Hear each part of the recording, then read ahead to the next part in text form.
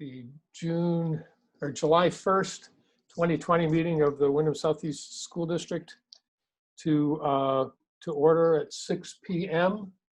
I think before we begin our business, I want to say thank you to all the support we got in the community over the last few weeks. The voters turned out in great numbers and voted overwhelmingly in favor of supporting our school budget and our ongoing work. And I'm kind of sort of amazed at how much lighter I feel coming into this meeting than the last several have felt like, because on top of the anxiety around COVID and how do we support kids and what's it going to be like in the future and all the other pressures that that particularly our staff have been experiencing. On top of it was, are we going to have enough resources to do this? Are we going to be operating with one hand tied behind our back?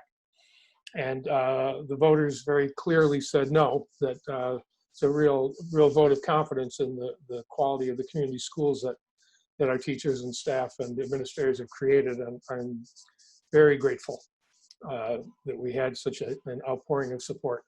And I'm additionally grateful that we will have the full team and all the resources we need to face the upcoming challenges. So again, thank you very much for all the effort, all the hours and effort and work that went into getting people to turn out in these really difficult circumstances. So the first order of business is Zoom etiquette. Please mute and unmute yourself. If you click on the bottom of your screen where it says participants, a little panel comes up on the right, and at the bottom of it there's a little blue hand, and if you click on that, I will know that you would like to speak. I only see 5 other faces on my screen, so I can't see if your hand is waving. I won't see that. If I don't see the blue and I don't respond to your hand waving, then go ahead and unmute yourself and say that you'd like to speak. The general order for particularly for items where we're having reports or have action to take, I ask for the board to comment first, and then administrators, and then open it to the public. And the comments go on as long as need be. We generally don't have a limit. If people want to talk, we will make the time and make sure that they're able to. The other thing I wanted to point out is that the chat is not part of the public record. And I'm pretty confident that the Secretary of State, when they changed the meeting rules to allow us to meet remotely, they didn't anticipate how to handle people that wanted to participate through the chat. And so I don't think it's clear at all. But the chat is not monitored by me. It's not monitored by any board members or the clerk or anyone. It's just a chat. And so if you want to say something or share some information, you really do have to find that little blue hand and wave it, and then and speak out.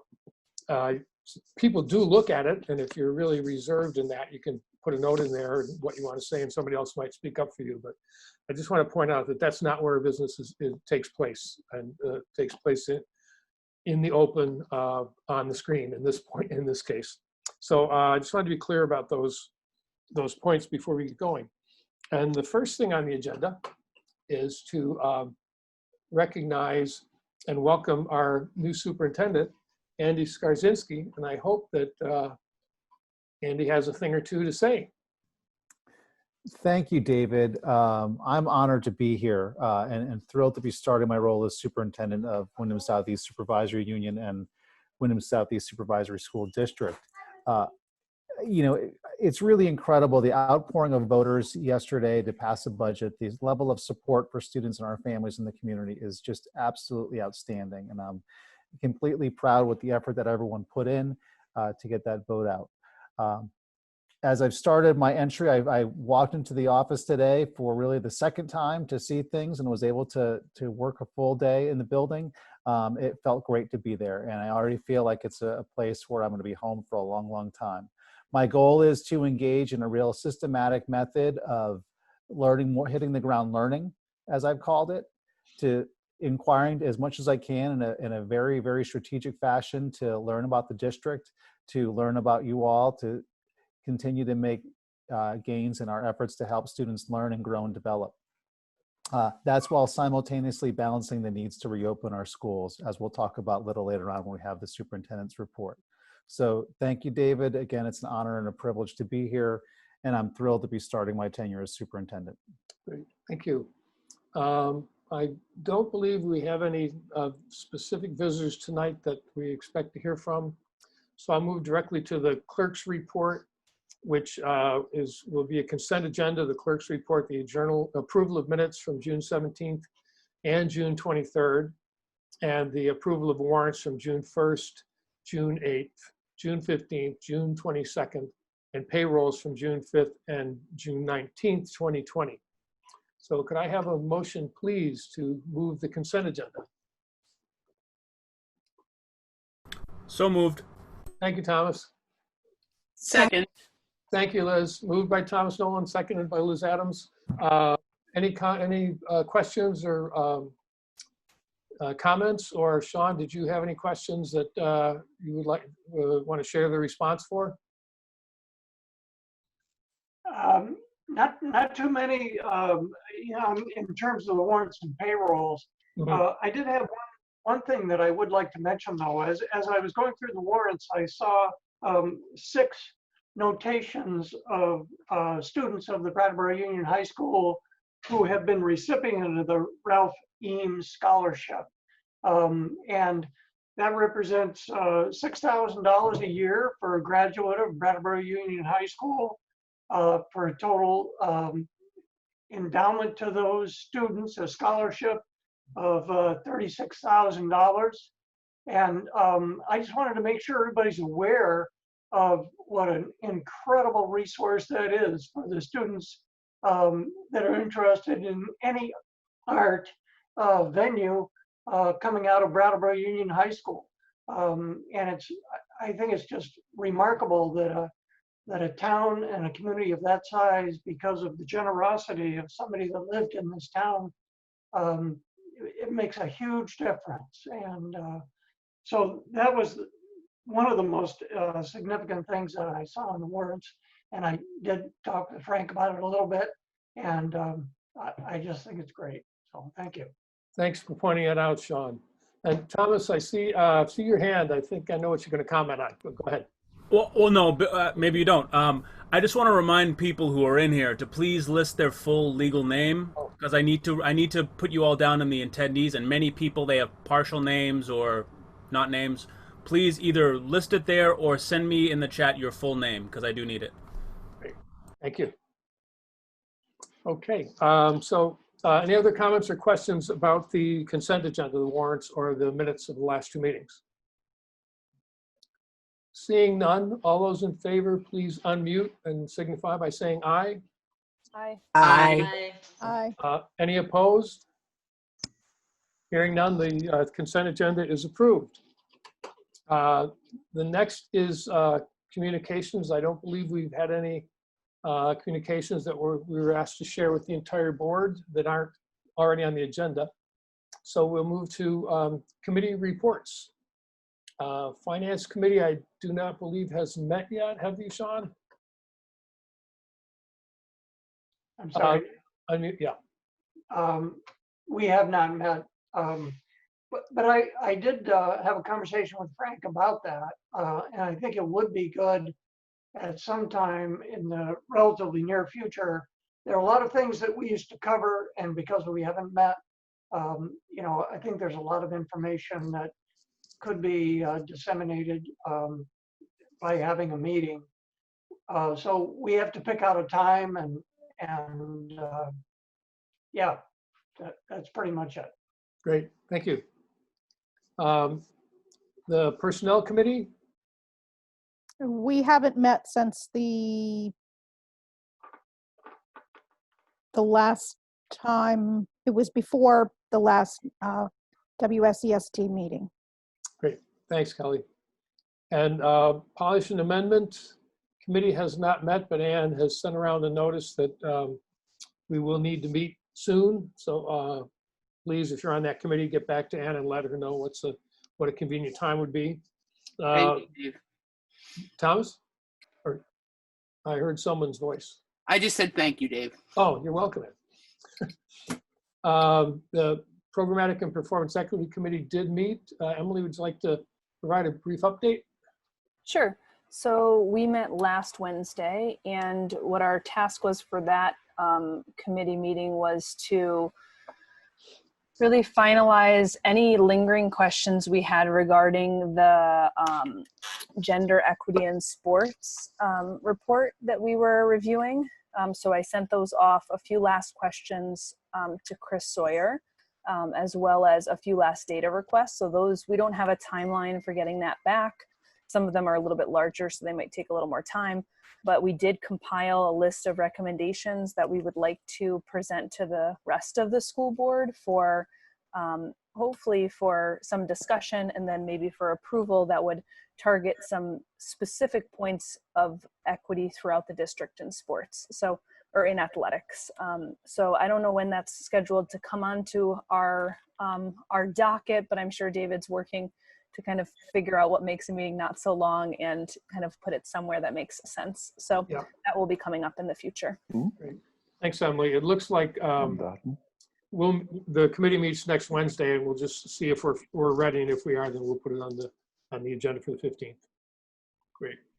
Let's see, the Climate Crisis Task Force. Yeah, so we haven't met since the last meeting.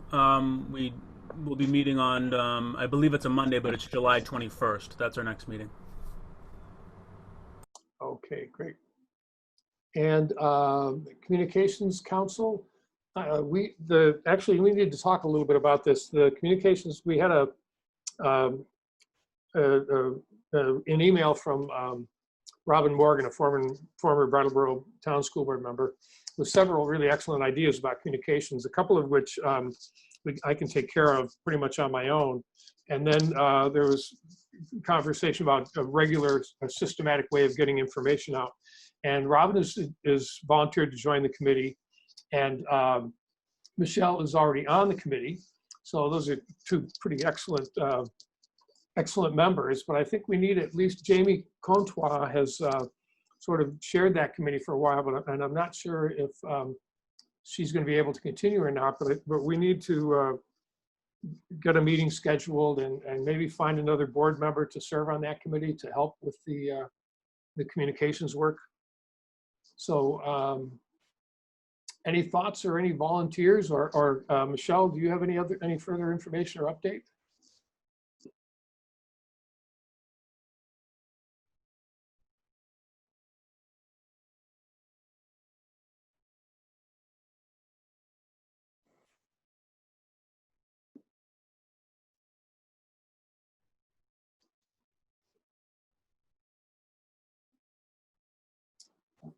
I see Michelle's unmuted, but I can't hear anything. So,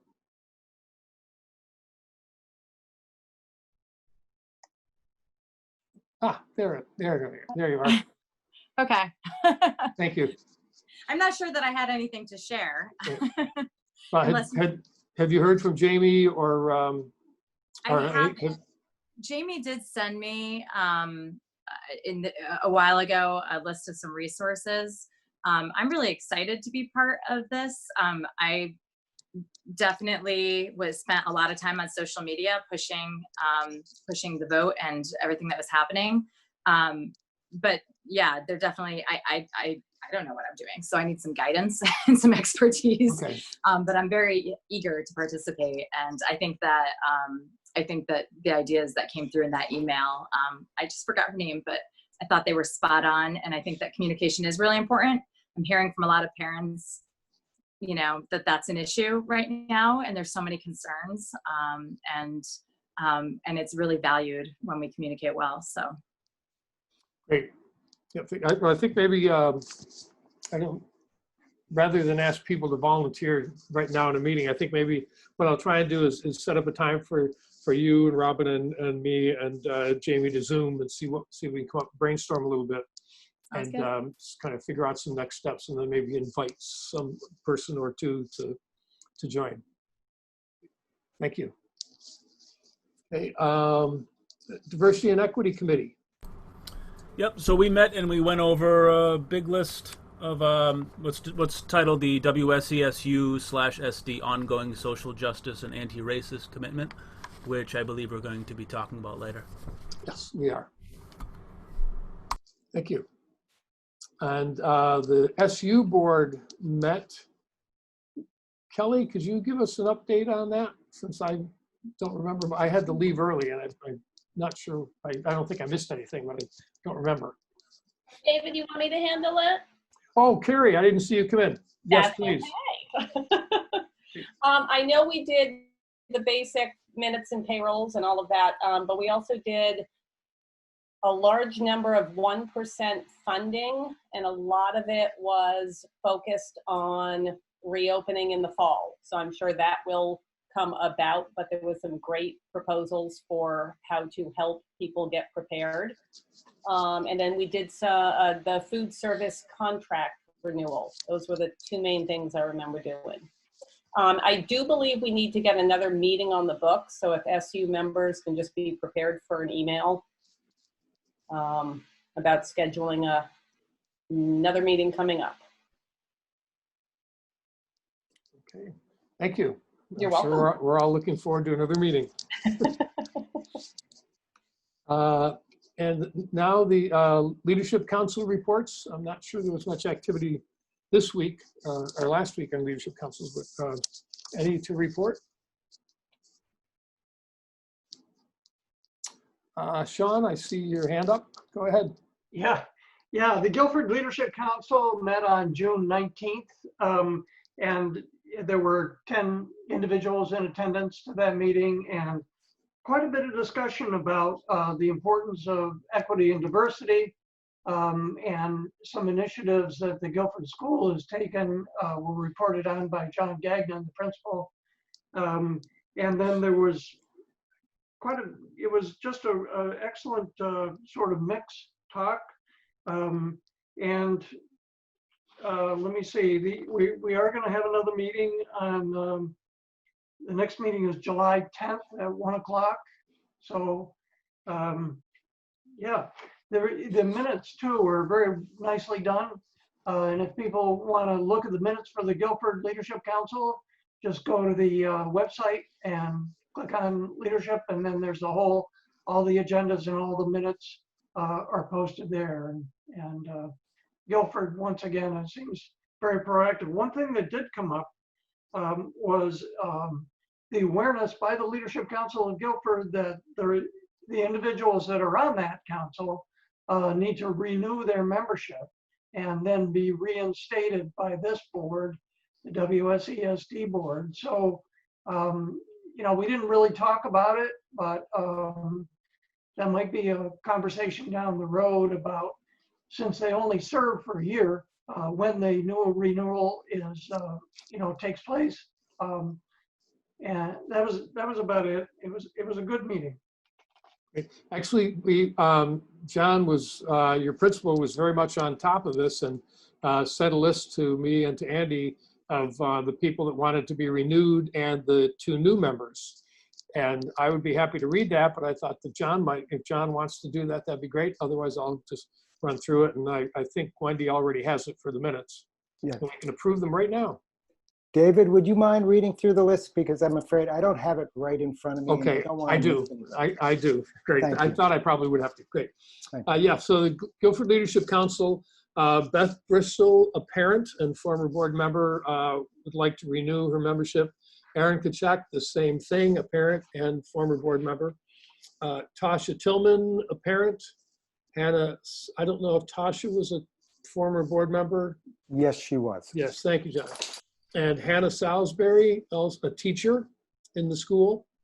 Amy Skolnick, a teacher in the school. Rachel O'Connell, a new parent.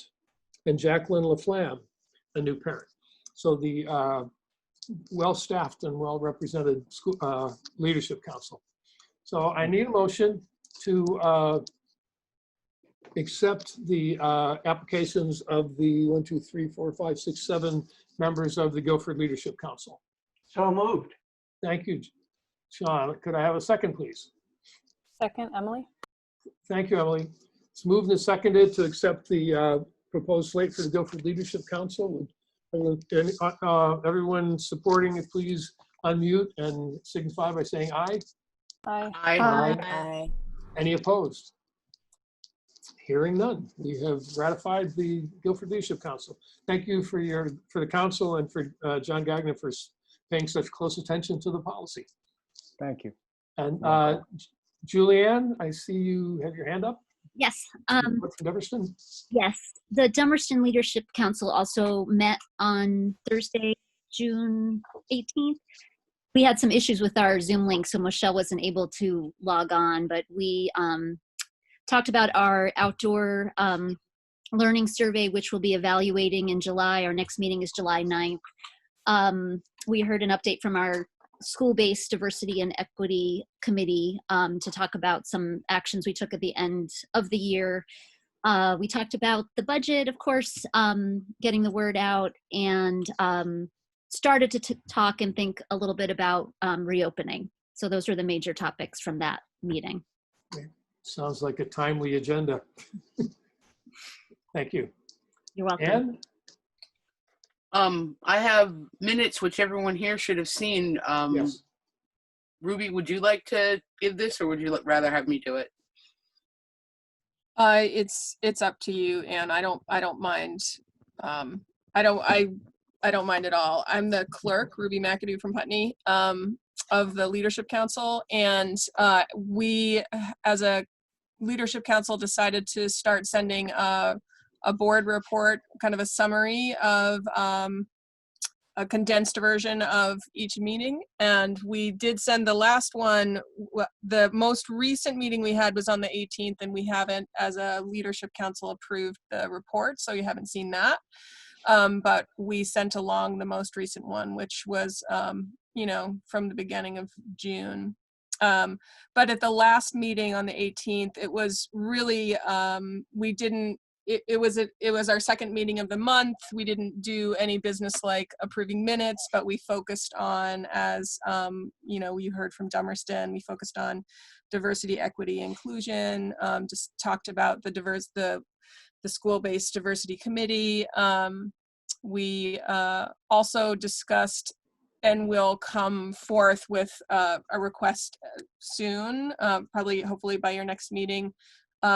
We discussed something that the Legacy Board in Putney used to do, was to give a hand-blown glass gift to outgoing teachers and staff. And that's something that we find ourselves in a position of, really, that's a beloved tradition we have. And so we were kind of mulling over, what does that mean when we don't have a budget and we don't have, like, what do we do? How do we continue that tradition? So we talked about that and made some plans, to deal with, to do those giftings now, but we want to engage with the school board about that and make some requests and see what happens about discretionary funding for leadership councils.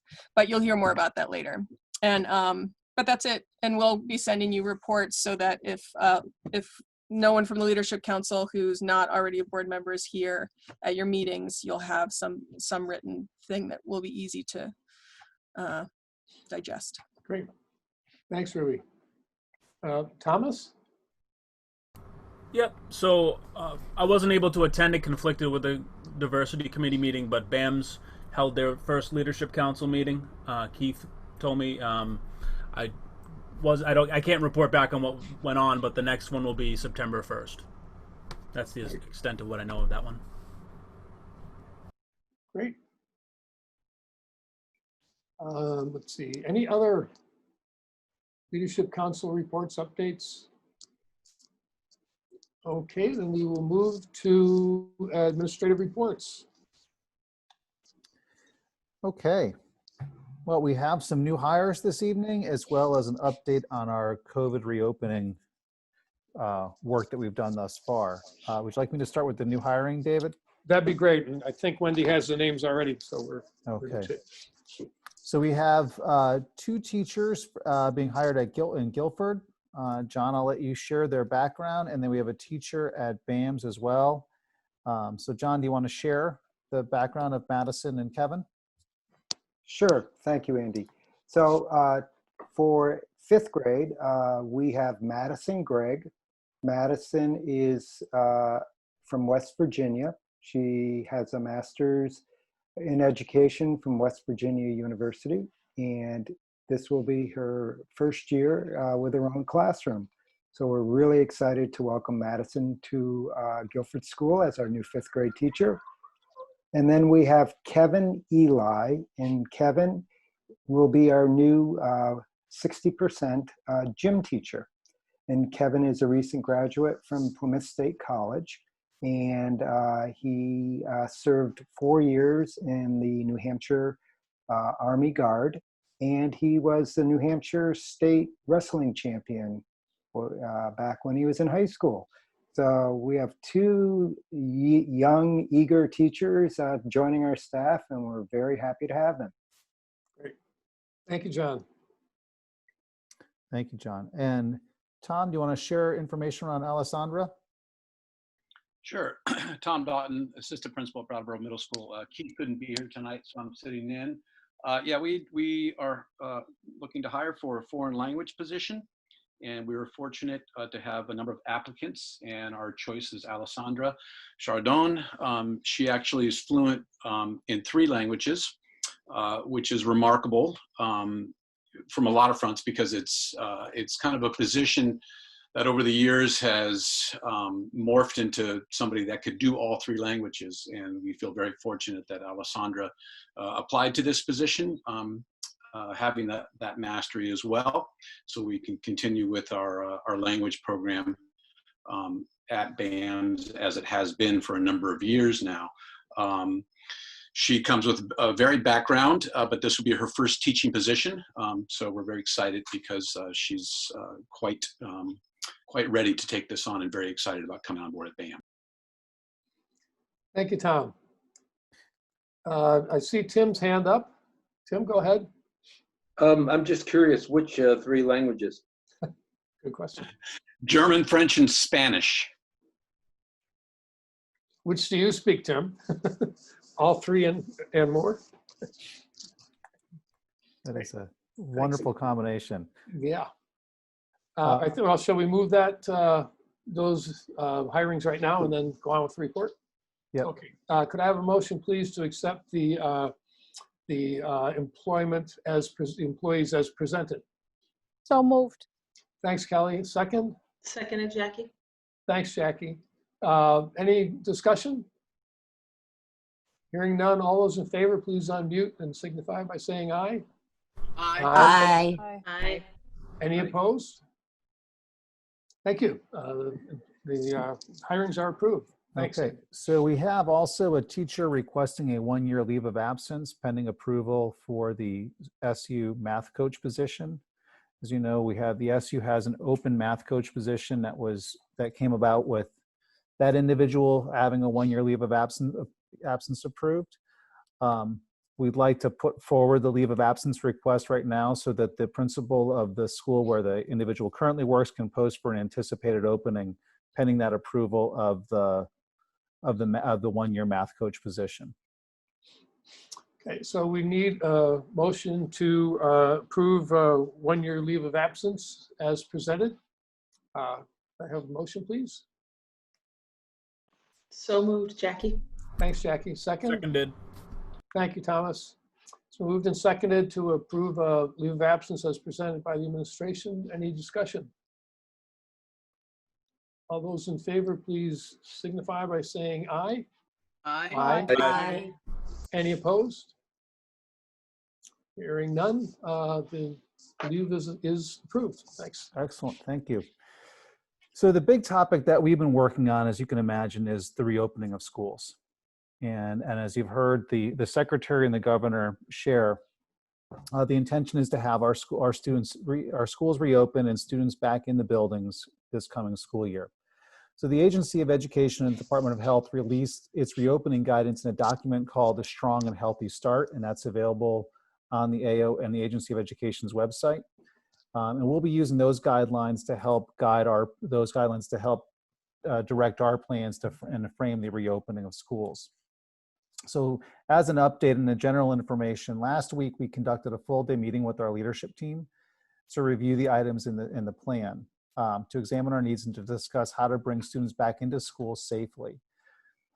One of the things we've asked the school leadership teams to do is to really push the pause button on any of the individualized work, because we know that we have to work collectively and systematically to bring forth a plan together. One of the things we really recognize and understand is that there's a significant amount of stress around reopening schools. And with knowing this, we're trying to make trying to make some exact plans about reopening while the guidance is shifting from week to week. So our intention with our planning this summer is to remain nimble enough to adjust our plans from week to week with the guidance from the AOE and the Department of Health, while still providing parents and students and families and all staff members with regular and frequent communication and correspondence around what our plans are what's occurring. So we've developed a teaming structure that will be comprised of a central office team, as well as 4 action teams based around health and safety, communication, continuity of learning, policy and operations, and communication. And so those are the 4 teams that will be divided into doing the layout and then sending this information back to an overarching central office team that will piece this information together and convey it to families in the community. Andy, would you just just go through those again, the 4 teams again, please? They went kind of fast. Okay, sorry. No, it's okay. You got a lot. I'm channeling my inner New Englander and speaking quickly. Take your time. So the 4 teams would be health and safety, continuity of learning, policy and operations, and communications. Thank you. So there's a central office team member on all of those 4 teams, and they'll be feeding information back to our our core overarching team. So initially, teams will be comprised of school administrators and faculty members, and then we're hoping that there will be a weekly meeting with the goal of creating a reopening framework that includes in-person learning, blended learning, and remote learning opportunities. One of the tricky things with this work is that we're still waiting guidance from the AOE around blended learning opportunities as well as further remote learning. So the task force will really begin with a broad-based approach and then incorporate those details as we go along. So we start from a very high level planning and then backfill those details. While the intentions for all students to be back in school at the start of the school year, all schools and teachers will remain what we'd call remote ready. And that's mostly just to be in response with the surge of cases that we're seeing in other parts of the country. We want to make sure that we're bolstering our remote learning skills while at the same time preparing for students to be back with us. So we're continuing to examine our staffing structures to make sure that we can accommodate this. We'll have more information around planning from both an SU and an SD perspective coming up. But I want to emphasize that our focus is on bringing students back safely into schools. And as we continue, and we know there's a lot of worry about that, but we have to make sure that we are ensuring that level of student safety. And so some of the things that go into that, and some of the things that you'll hear the secretary say or others, one of the things is about protecting the perimeter. And that means that we're really identifying the means and protocols for daily screening of staff and students. And so as I came into the office for the first time today, I had my temperature checked. And I was scanned upon entry to the building. Making sure that we have a protocol for scanning and checking students upon arrival, whether it's to the buses or whether it's arrival to the school. And that's one of the things that will go into the plan. Reestablishing the routines of school. And we have to recognize that by the time students arrive back to us, whether at the end of August or in the first week of September, they will have been out of school and out of the physical building of school for 5.5 months. And so I want to, again, reiterate that our focus is really going to be on what can we do to bring students back safely. Part of that will really be spending the first month of the school year looking at how are we reestablishing routines and practices with our students and addressing the social and emotional learning needs of our students. We're not going to be jumping into assessing and benchmark data gathering for students right off the bat. We're going to wait a little time. Let's get kids used to being in those spaces. Let's get teachers comfortable with being in those spaces. And let's let parents get comfortable understanding what the norms and the routines and the rituals of school will look like as we come back into school. So that focus will be on social and emotional learning. and as well as communicating our expectations clearly and frequently. And so I plan on sending out a weekly communication with families about what our plan is, and as well as with the staff, so that we can continue to make sure that people are in the loop with what's going on. We know that it's not difficult to under communicate, but I don't think that in these circumstances that parents will or staff be upset with over communicating our intentions. And so we hope to be transparent, open, and frequent with our communication within those plans. We continue to recognize, though, and we'll share as our plans develop and shape, and as we receive more information, that school's going to look different. And we know that there's going to have to be social distancing between students and between staff and students, that school may look differently for a little while. But we can't forget that we have to emphasize joyful learning in our buildings, and understanding that we're stressing the level of joyful learning within everything. So some of the guidelines that you'll start to hear about. Only students and staff will be able to enter the buildings. And this is going to be something that we'll share with our families and our community members. But in order to, again, that level of the perimeter of the school, maintaining that level of contact and being able to trace who's in the building, only students and staff will be allowed to be in the building, and authorized members of the school board. All building occupants will need to be screened daily. All building occupants will have to wear a mask or some level of facial covering. These are some of the things that we know about right now as definitive. Physical distancing will be required in all spaces, although we're evaluating the extent of the distance and what the shape of that distance looks like as we receive more information from the Department of Health. There's some discussion over flexibility. If students are all facing in one direction, that 6-foot distance may not necessarily be required. And then schools will be developing routines and practices that are unique to their own spaces about traffic flow. Which hallways do we go down? Which hallways do we avoid? Are there unidirectional hallways or different spaces with scheduling of things? So as I said before, parents can expect regular communication from central office throughout the summer, including details as we get closer to the school year, in those items that are maybe unique to each individual school, as well as any sort of adjustments that may need to be made for the calendar to the school year as well. So I tried to get away from, I was a Yukon Husky, and Jim Calhoun always spoke quickly. If you ever heard Jim Calhoun speak, he spoke a mile a minute. So I was trying to, get away from my Jim Calhoun talk, but if I talk too quickly, please let me know. Great. Thanks, Andy. That was a lot of information, so I'm glad you weren't rushing through it. And it's nice, it's some good solid information as well. Any comments or responses or thoughts from the board? Michelle? Hi. I'm sorry, David. I realized that when you were talking about the communication committee, you probably wanted me to share a little bit about the meeting that I attended with the mothers and the representative Mike Rowicki. I'm not sure what it is. This is actually a better time. Yeah. Okay. Yeah, perfect. I'm glad. Nicely done. Well, I'm listening to Andy. Andy. So just to catch everyone up, I attended a meeting with one of our legislators and a group of moms from Dummerston. The issue at hand was school reopening, but it was more so about, I think, it was really about a need for parents to be heard. There's a lot of concern, and I'm hearing it across the board about parents feeling like they're out of the loop. Teachers saying that they're feeling like they're out of the loop and not knowing, what the plan is. And we're just hearing it now for the first time, really. One of the things that came up that I think was really important was how much of a need there is for the parents to feel like they're part of the process. They want to be involved. They're expecting to be part of the process. They want to talk about their concerns. They need assurance. They have perspective. They know their kids best. And they're not feeling safe.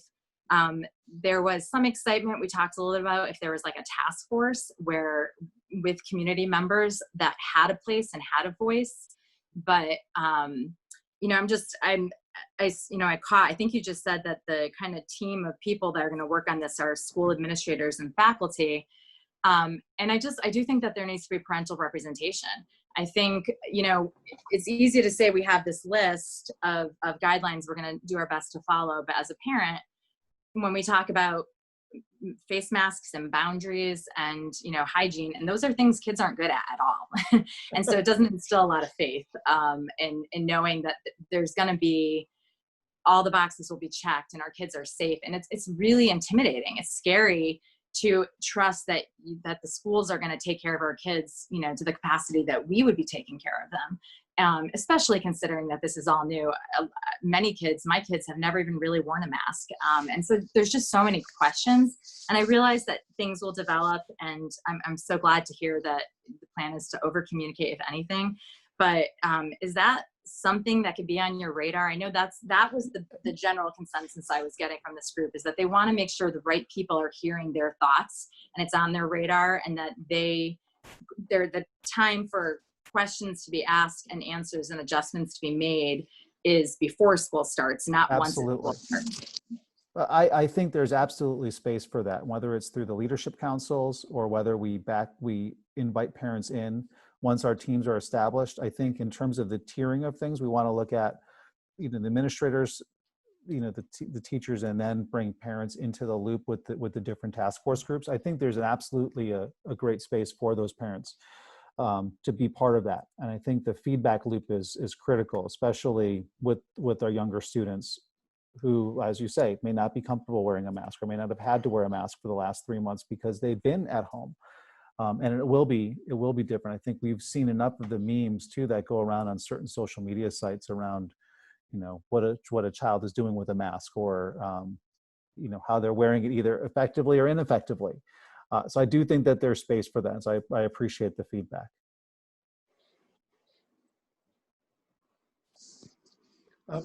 Liz?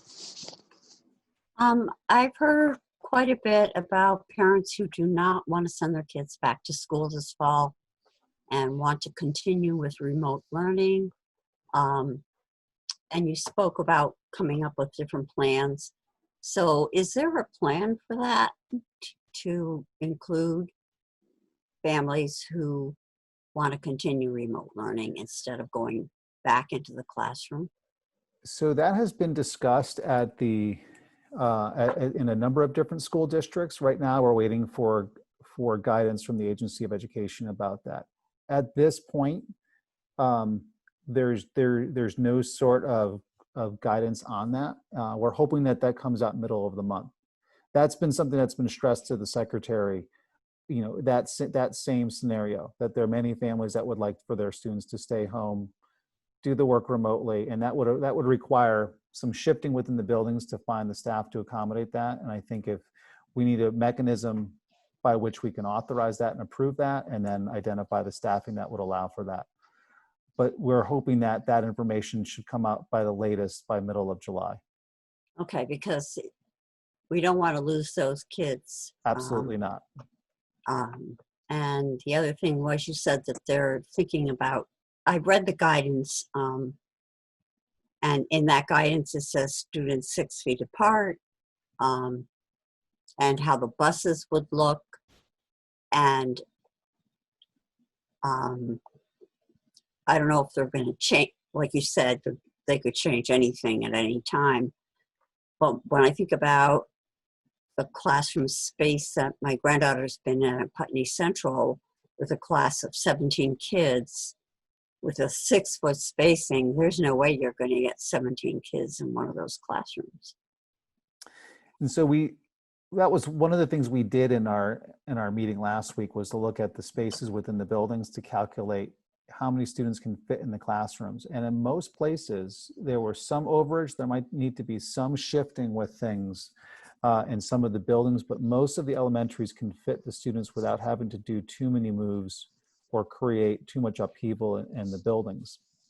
It's the middle school and the high school that will be more of a challenge and may require some flexibility within scheduling and who we're bringing into the building on specific days. The feedback we heard last week after we met, we had a weekly superintendent's meeting, is that 6-foot distance really pertains to face-to-face contact. And so if students are all facing the same direction, that 6-foot guidance is a little different, and students can be a little closer together. So we may have some flexibility with that 6 foot or that kind of 36 square feet per student per child, there may be some flexibility around that. And that's what the last thing that we heard is that if all the students are facing one single direction, like the board for the whiteboard or the smartboard, for instance, that they can be a little closer together. And so we may be able to fit more students into a single classroom. They really think the kids are just going to face forward? We have a I'm lot trying of to training. picture that. I'm like, I don't think so. Not We at have least. a lot of training. I will be in full transparency. One of the questions that I have is around the time for training for students and for staff. And so part of our plan may have to be a staggered start for students. And I think once we get to that point, we'll look for feedback from our staff, our parents, and our communities about that. But how do we train our students and the expectations around that in a polite, caring, kind manner, so that everyone understands the importance of it. Yeah, age appropriate. Yes. So I hope that you continue, that superintendents continue to stress to Dan French about the groups of parents who do not want their kids in buildings. Yes. Because we don't want to lose those kids from our count. No, and it's important that those students are still connected to school. This pandemic will be over at some point. Yep. And we will have a vaccine. I'm quite confident that with the minds in this country that there will be a vaccine or some solution to this. And then we don't want to lose those students because we want to bring them back into the building as quickly as we can if there's people that are making those decisions to desire virtual learning. Okay, thank you. Yes. Thanks. Tim? I know there's a mountain of details to consider. Liz mentioned transportation, which reminded me that some school districts are considering putting plastic dividers in buses. How do you get students to the school? How do you get them back home? There's just so many details. I'm curious to know, besides the CDC, are you looking at best practices at schools across the country? Yeah, we will be looking at schools across the country. We have a weekly regional superintendents meeting, and that's been the topic of the conversation as well. And so kind of sharing what each of us is doing in the region so that we can leverage the different, whether someone is doing something or engaging in a common practice, we can leverage those. But I continue to look across the country and check out the AASA, or other groups on Twitter and Facebook and other leadership groups that are also talking about their planning so that we continue to get a sense of what is each group doing around the country. I will say that the Northeast in general around the pandemic we locked down early and we've been having the best results around things. And so I think some of the best examples and the solutions will be kind of born out of New England in terms of how we're addressing our students and structuring the environment. Thanks. Yeah. Kelly? Yeah, I kind of want to piggyback on the Liz and Tim's questions.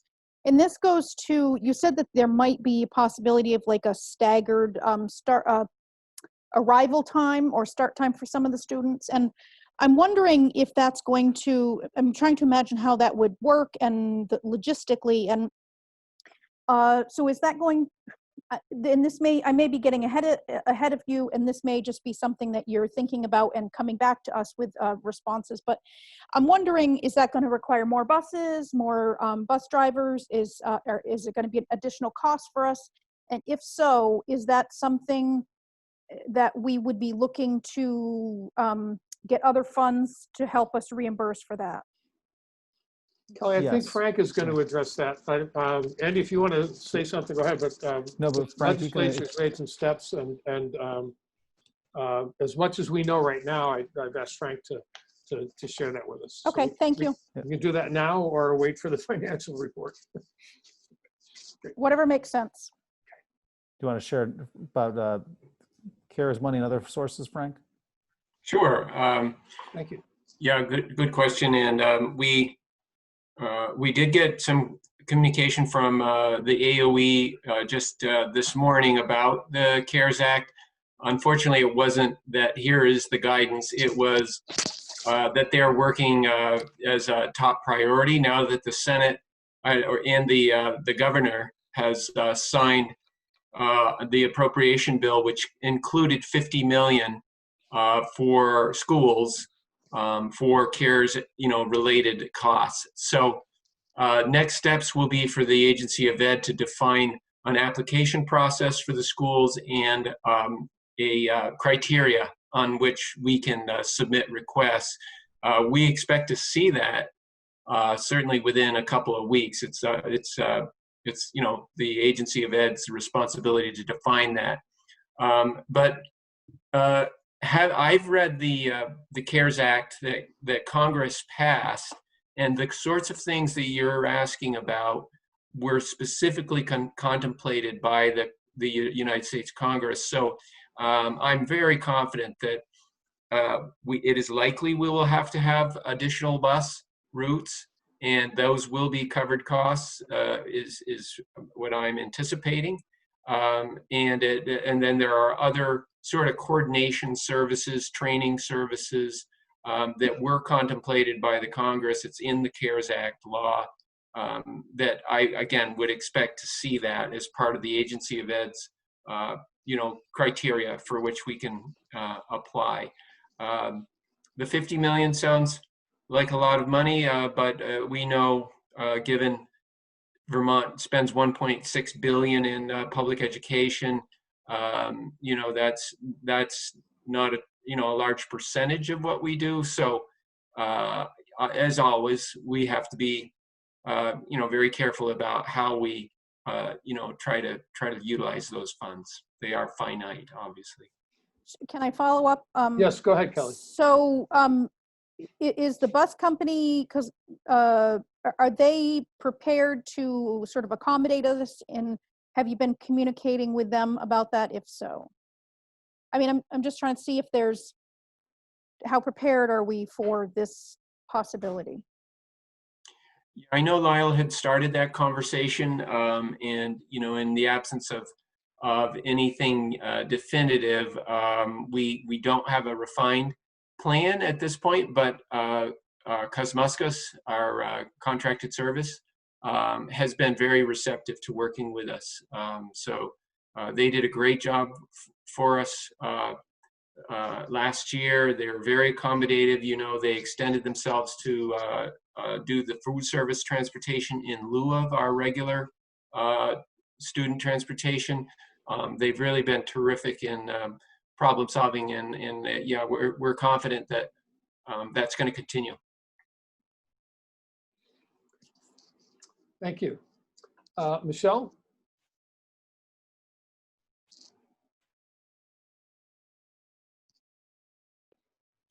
I don't have my hand up. Oh, sorry. It's I okay. thought I saw the blue flag. Henry?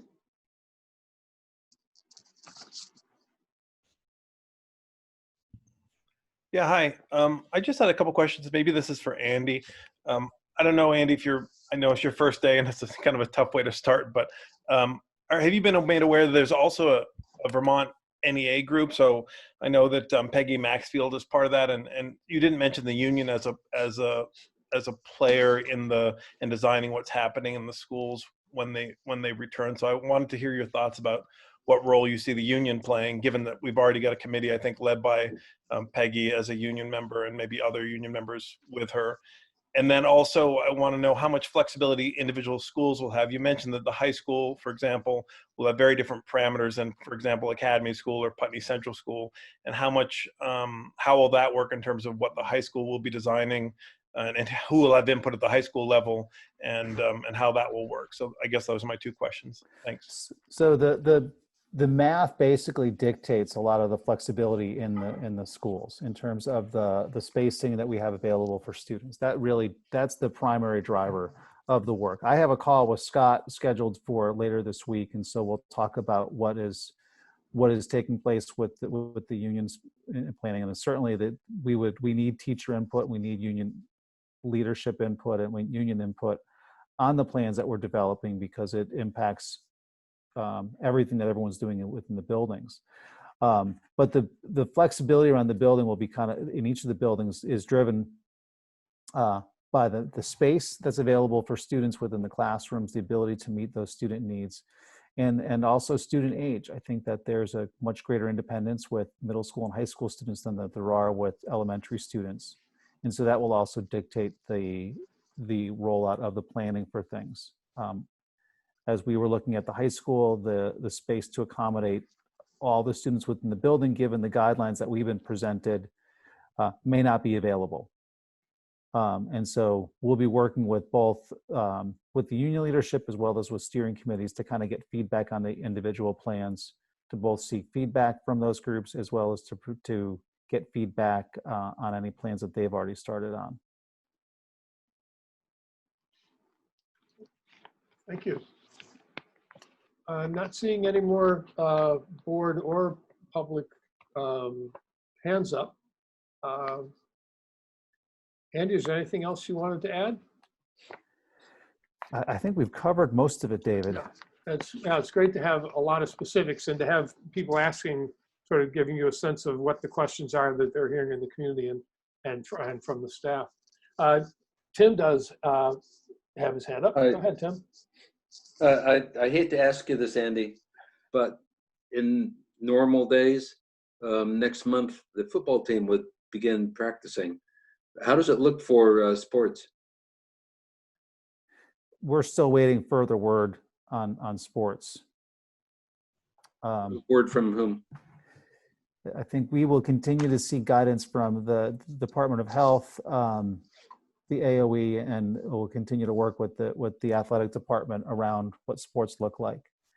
I think right now things are in such a level of flux with the surge in cases that people are, my sense is, reluctant to make a definitive statement on things right now. I'm hoping we get word within the coming weeks of what things are going to, we have things shaping up a little bit further. So I'll continue to work with the high school on what sports will look like and to receive feedback from those items. Okay. And we'll share that with our regular communication with everyone. Thanks a lot. Thank you. Wish you well. Thank you. Any other questions or comments or thoughts? Okay. Well, thank you, Andy. Welcome to the process. And so, Frank, I don't know, do you have anything else to that you wanted to say about the fiscal situation? I think that probably the main thing is waiting for the guidelines so we know what we can apply for and what's going to be covered. That is the main thing, David. I did want to just kind of keep the board posted on a few capital plan developments. Great. Is this a good time, or do you want to do that? Yes, absolutely. Later? Yep, this is your time. Okay. So we have a number of capital plan that is part of the FY21 budget that was just approved. And keep in mind, we have the operating budget that in some instances funds capital projects. In other instances, the capital project is funded through the reserve. So we can keep kind of reiterating that concept because I know it's not that familiar to a lot of folks, but I wanted to let you know I met with Kelly Diaz today and Matt at the Academy School. One project that we want to make sure gets in the bid process is the gym ceiling replacement that was a line item in the FY21 plan. The issue there is some of the ceiling tiles. So I don't know if you recall, similar to Green Street in the library, some of the ceiling tiles are coming down. They're probably 40 years old, and there are some lighting fixtures up there that we need to get resealed. So I'll be moving forward with a specification and a bid process on that. Just wanted to let you know. Another project was scheduled, and we actually received bids today. I've got to review them. Was the Dummerston School roof repair. So once we have a final review of the bid proposals, I would move forward with that. My initial view of them is that they were within the capital plan, within the line item that we had designated for that project. So of course, we're trying to address health and safety issues as soon as possible. So those are two projects that are moving right along. I will update you probably next meeting on the Academy addition project that you had approved for next steps. So there is good progress going, and I'll give you an update from Stevens and Associates at your next meeting. And then one last thing I wanted to mention, as part of this support to schools, financial support to schools, I mentioned that $50 million appropriation. It included, I believe it's about $6 million to specifically assist schools with ventilation improvements. Obviously in the circumstances, we want to do the best we can with using systems the way they're designed. And I will be pursuing that funding. It dovetails very nicely. You may recall I had mentioned maybe a couple of months ago that we were moving forward with a controls system, a building controls system upgrade. We're nearly at the end of that project, and this is a very good timing for us in that once you calibrate your computer systems that control all the vent motors and the dampers that control fresh air and so on, then you need the systems like the pumps, the those unit ventilators that have the big bearings and they move a lot of air. All of that is our phase 2 for project improvement. We've had much of that in the capital plan, but it was out a little further, fiscal year 22, 23, 24. But if this funding becomes available, which it appears it is, I'll be updating you on those plans as a way to just do the best we can to have fresh, air in our schools. So those, I think, are the most immediate updates that I wanted you to be aware of. Great. Thanks, Frank. And I think next year, if we were to get some of that partial funding for that, I think next year the capital plan is fairly light. So we might be able to complete a project in a couple of years with that additional help, which would be great and well timed. Great. Thank you. Any questions for Frank? Well, we'll anxiously await the guidelines for those applications. Great. Right. Thank you. Next is the unfinished business. And the first item is the June 30th, 2020 budget vote follow-up. And I'm very happy to say we don't have to follow up on the budget vote since it was passed and we already have the ability to borrow anyway. So I think we're in pretty good shape to just move forward since it's July. Great. So the next one is the Diversity and Equity Committee proposal and for possible action. And what I'd like to do is let's see. I think, I'm not sure if we should go over the document or hear from the Diversity Committee what they're about. They had a long meeting with very engaged, very transparent, very thorough conversation with I think about 40 people in the room, and pretty much all of them participated. And the committee recommended that the full board adopt the commitment document with slight changes, and also ask for 90 days to develop an action plan for implementing it. So I think we will go over I'll go over the main points of it so that people that weren't there at that meeting or don't know what we're talking about or forgot, just to sort of hit the highlights, and then I'll ask the board to discuss it. But I wonder, do you Thomas, is there anything you wanted to say about the meeting? You did a really amazing job of engaging people. Well, I mean, the enthusiasm was pretty clear.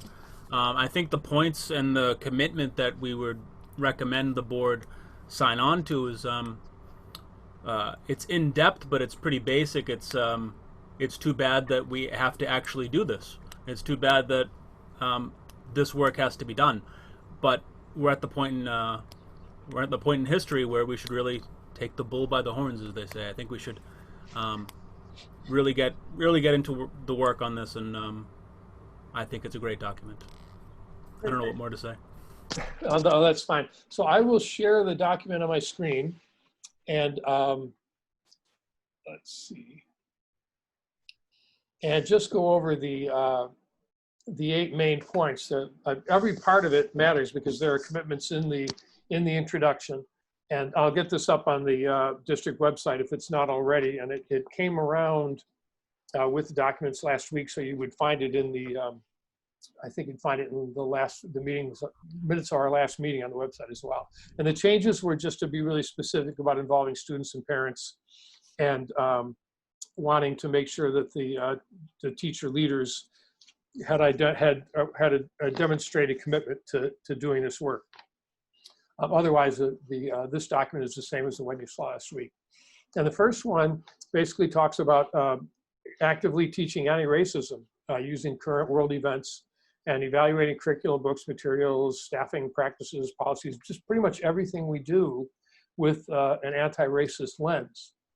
The second one talks about social justice awareness and training for all staff, at least on an annual basis.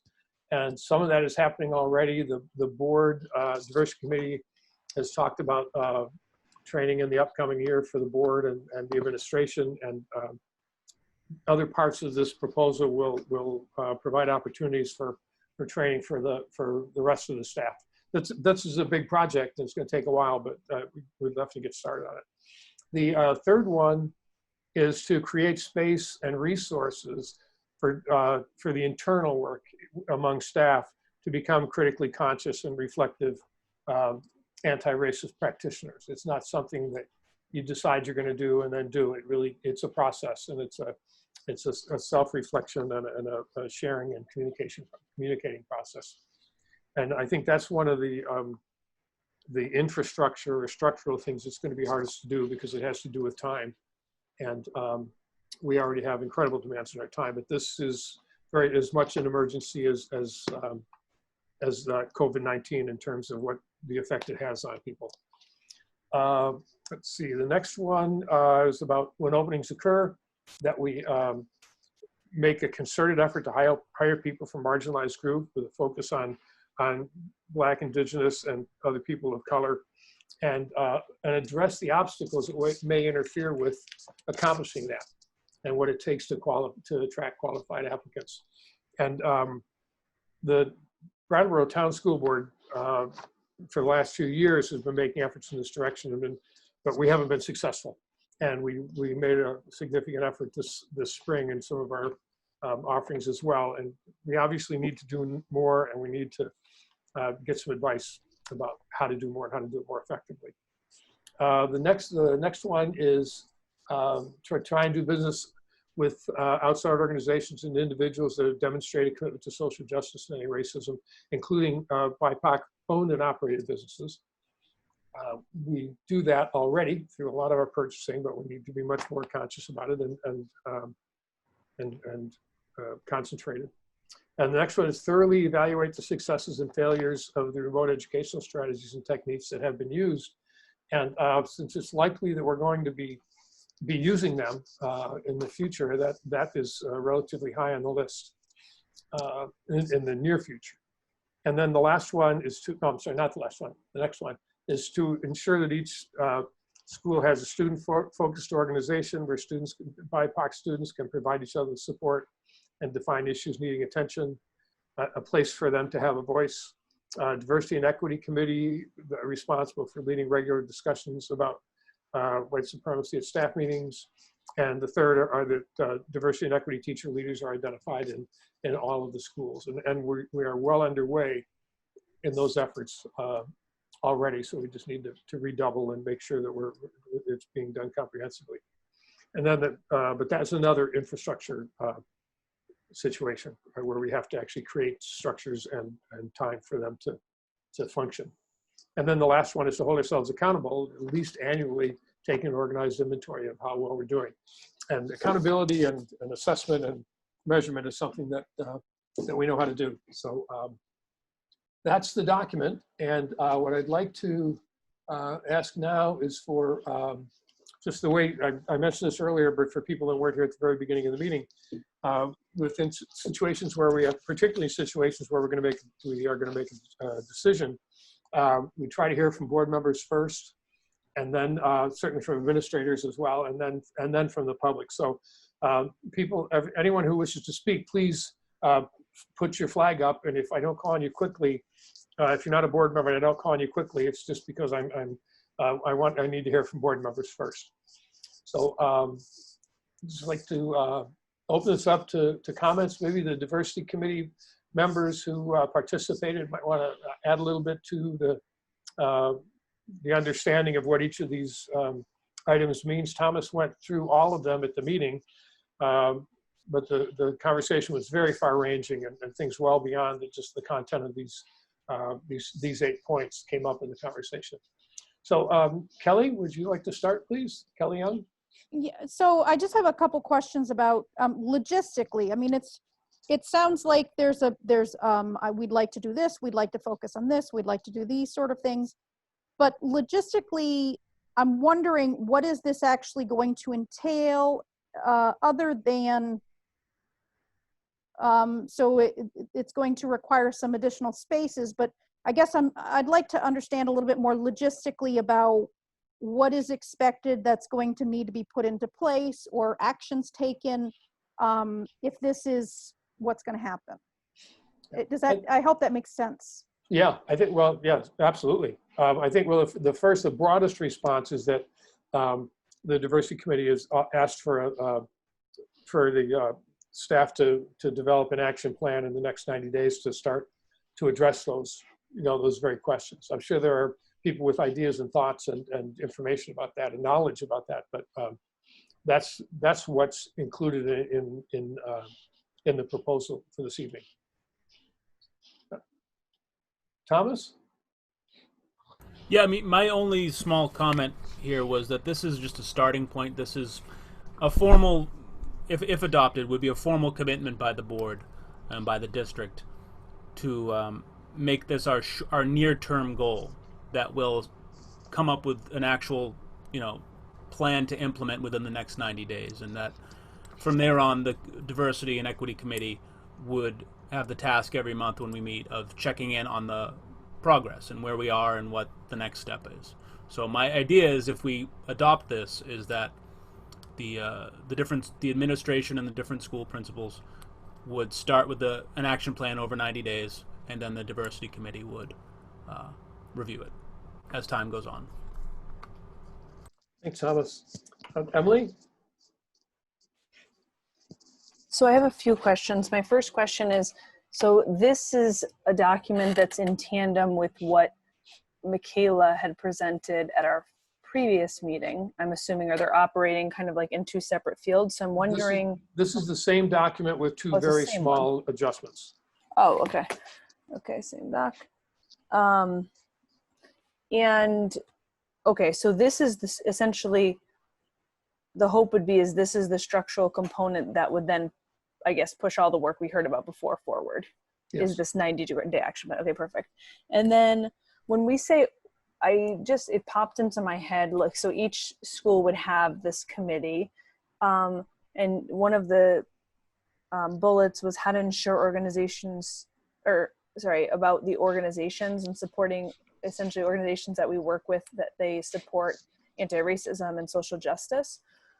So I guess they would be making measures to figure that out, but I'm wondering, would this apply then to the preschools that we partner with? because we have preschool partnerships, right? And like, I guess I don't, I mean, I'm maybe on a tangent, but I'm not 100% sure how the money is taken from the district and given to preschools, you know, like that $3,000. So I'm just wondering, and I know in past, we actually had a person from the preschools, like 10 different preschools, who was like at all of our meetings. So that kind of core group of 10 preschools, would that mean that we're ensuring that they're also committed? Or what are our thoughts on that? I think we'll have to clarify that. I think and if any administrators have any, and Deb is here as well, if any have any knowledge or thoughts on that, it'd be great to hear from them. I think we'd have to talk with their partners rather than, the preschools in our buildings aren't, but they're private preschools, they're our partners, so we can't really dictate to them. But I think they have been very happy to participate in services and use any information or any supports that we can provide. So I see, Deb, you're unmuted. I hope that means you have something to add. Well, I think you did a great job of summarizing my thoughts. Is that the partnerships that we have in the district with private preschool providers are really contracted services that are about, they're contracted, and so we can't dictate to them specifically how they design their curriculum. I agree that they most likely would be very much willing to jump on board with this, but I don't think it's something we can enforce through a contract. With that being said, EES is part of the district. We are your schools, and we do have a diversity and equity committee, and we are very much part of this whole process. In fact, we're waiting for this document to be approved so that we can build this into our strategic plan. And many early childhood education services already have this built into kind of what we call quality curriculum. It's already built. Of course, we can't be instructing preschoolers about history and that kind of thing. And so we take this to a very, very elementary or primary level where we're teaching acceptance of differences and, celebrating differences. And that's the place where we start and we plant the seed. Thank you. Thank you, Deb.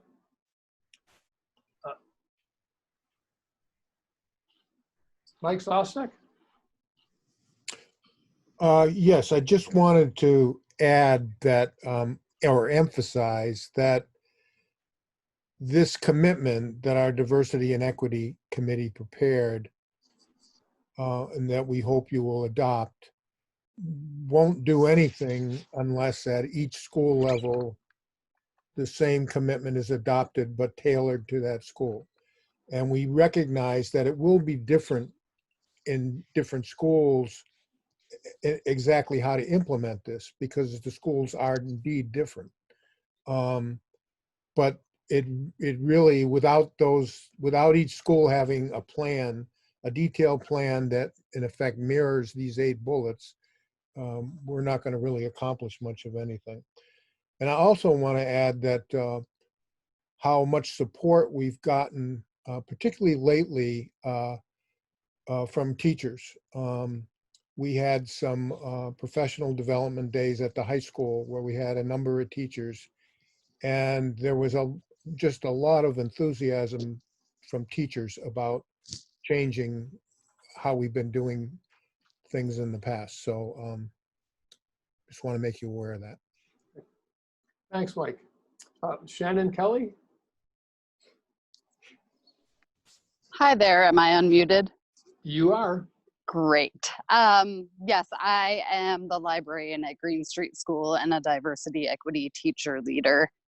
So I just wanted to share my thoughts on the commitment, which is that on a school level, I think it's really important that every administrator understands that this is like a have to come up with a plan.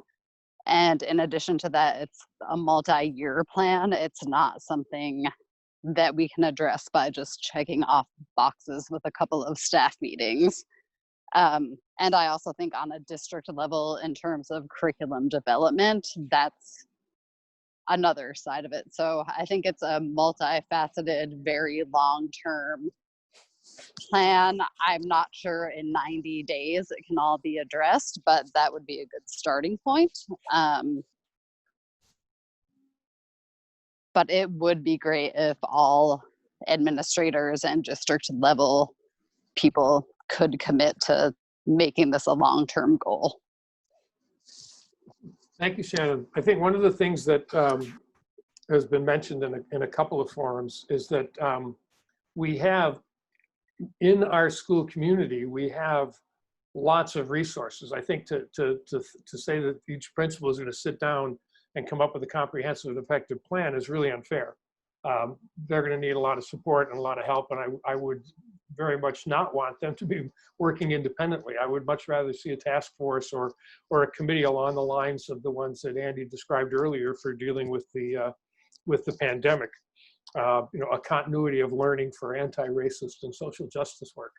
I think the structure of developing the action plan is really important, and it's going to have to be really collaborative. And I think it's fair to say, without in any way undervaluing our administrators, that our staff is full of experience and full of knowledge, and there are resources in the community as well that can be very helpful. That they're not going to be on their own doing this, and it might even, you know, it might even make sense to delegate a lot of it, because, you know, it's not necessarily an area of expertise for every person. So I think we'll see what the 90-day plan comes up with, but I'm pretty confident that, knowing the way our administration functions in other areas, that it'll be pretty effective. Jackie. Thanks, David. I'm not aware if the schools that do currently have a diversity and equity committee, if they're attending the leadership council meetings, but if they are, or if they could, that I think would be a really good time, since there's a board member on every one of those, a good time for a check-in and find out about the plan, the progress, and also supports needed, because it could very well be that more supports are needed for the district. So if maybe we could, just a suggestion, but make that part of our practice when we go to those meetings, do a check-in with the diversity committee at the school and then report back to the board. And that way we would have ongoing updates about what was happening everywhere. Great, thank you. Dan Braden. Hi, I'm a science teacher at BUHS and at the Career Center. I'm on the Faculty Leadership Council for BUHS as well.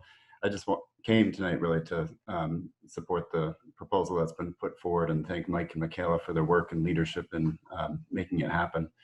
And along with what Ms. Kelly was saying from Green Street, I mean, yeah, I just really would encourage administrators to make sure this happens. I mean, as David just said, there's a ton of great teachers who do a ton of great things independently.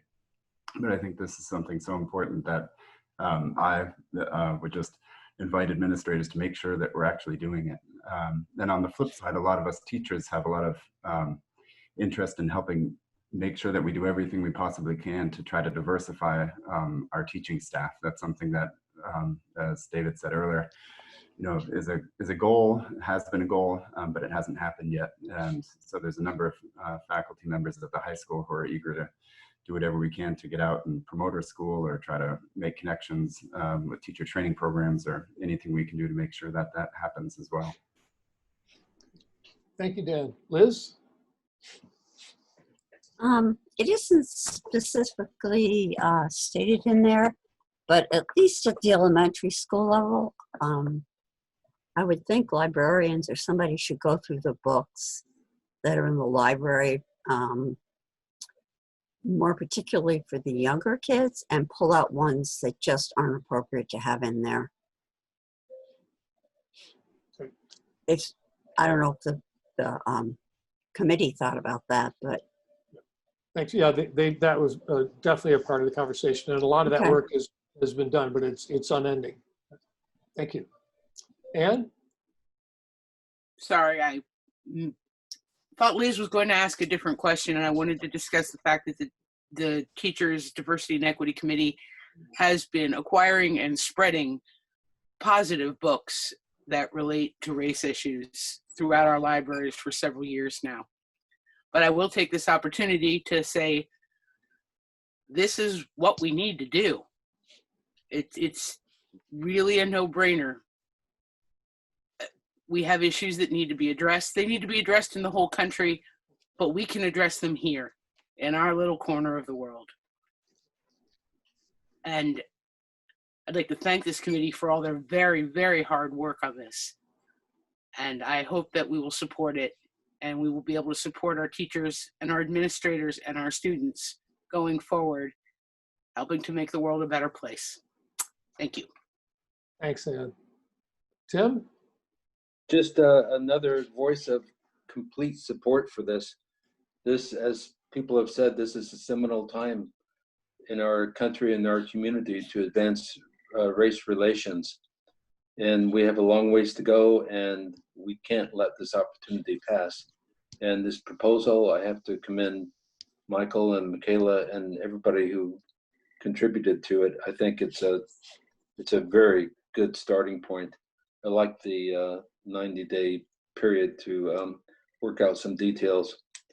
And regarding the curriculum, God, we have a long ways to go with that. I was talking to a friend, Tulsa, 1921.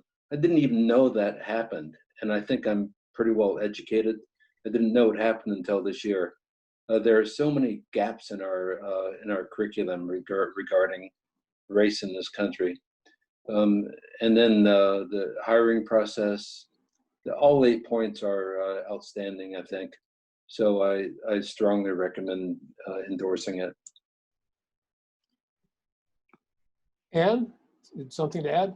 Yeah, it's from the chat, from Shannon. She points out that not only are the librarians weeding out the books, but they're keeping them aside for students to examine for bias. I wanted to make sure that was in the record. That's impressive. Thank you for sharing that, Shannon. Molly Sylvain? Hi, nice pronunciation of my last name. That's spot on. I'm Molly. I'm a 5th grade teacher at Green Street, and it's really exciting to read this document and to know that it is hopefully going to be put in place. Something that I'm thinking about is how many of us are feeling a lot of urgency and passion and interest in putting anti-racist structures in place right now. But one of the facets of white supremacy is that white people can kind of opt out after a while. And I have 2 questions about kind of keeping this structure in place so that that doesn't happen as much well-intentioned as we as white people have. So my first question is, does this document have a time limit, or does it kind of indefinitely apply to work in the district? And then my second question is around accountability. Is there a plan for accountability? Kind of what happens if these goals aren't being met and if schools aren't achieving what's written here? I think the, let's see, the first question, what we're asking for is a 90 days to develop an action plan. And typically, because you've developed action plans, they include accountability measures and steps and accountability. So that's our expectation. Just it's typical schoolwork. Thanks. Amelia Glickman. Hi, I'm Amelia, and I just graduated, and I'm just here to also voice support for this.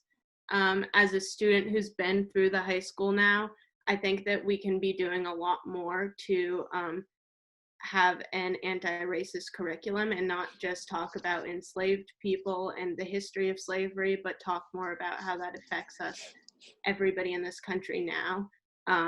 And I also wanted to echo what Molly just said, in that even though I think this is kind of a wake-up call for a lot of white people right now in the wake of everything that's been going on, we need to recognize that this country has been racist for hundreds of years and continues to be racist. And so it's not just when we have live footage of Black people being killed that we should begin to do this and then kind of draw back from there like I think often happens. I just want to echo what Molly said, that we have to make sure that this is something that continues, not just because of recent events, because those events have been going on for a very long time and will continue to happen until we take some serious action. So I wanted to voice my support as a student that we need more anti-racist curriculum.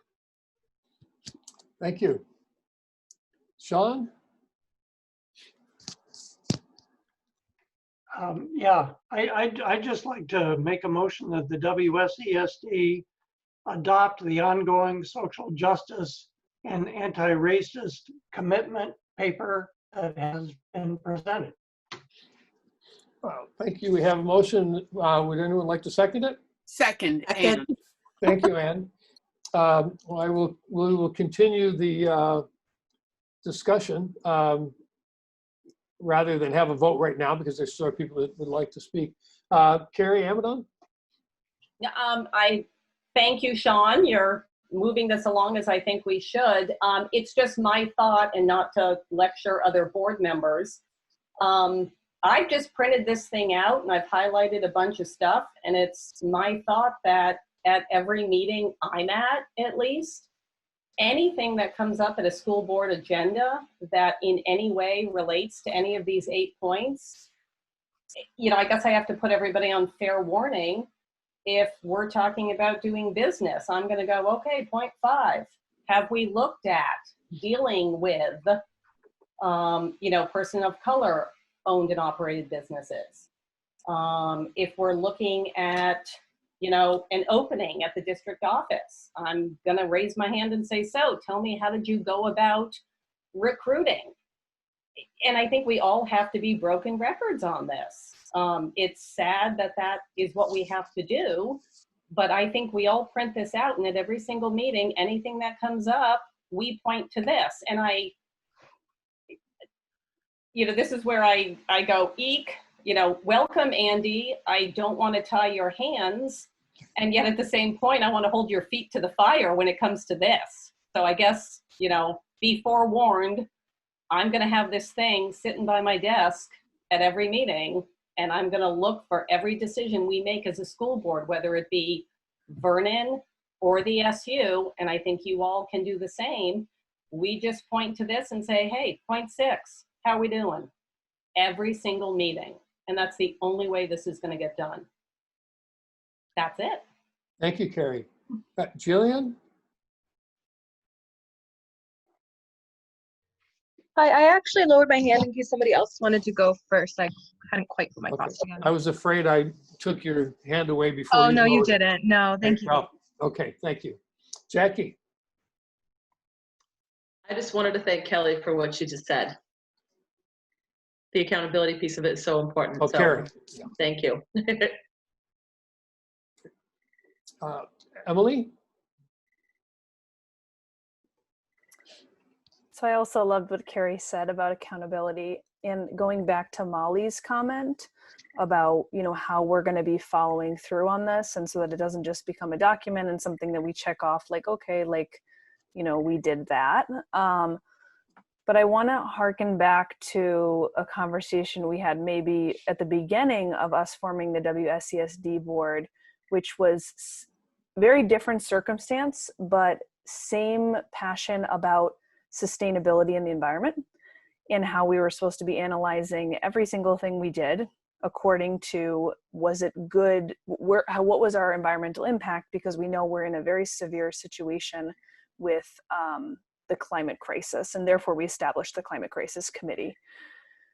So I guess my comment is, I'm in full support of this document, and I'm fine with us doing that every time when something comes up, like Carrie said, well, level, you know, number 5, have we considered this?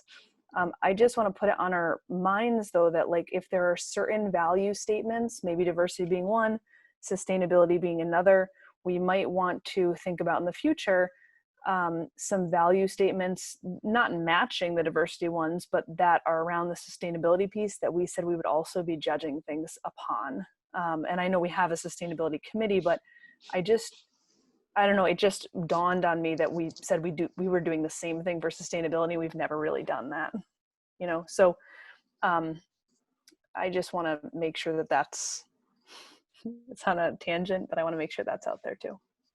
Thanks, Emily. Just to speak for a second for the climate crisis task force, because there was quite a bit of activity going on, and then when the crisis came, things sort of tapered off.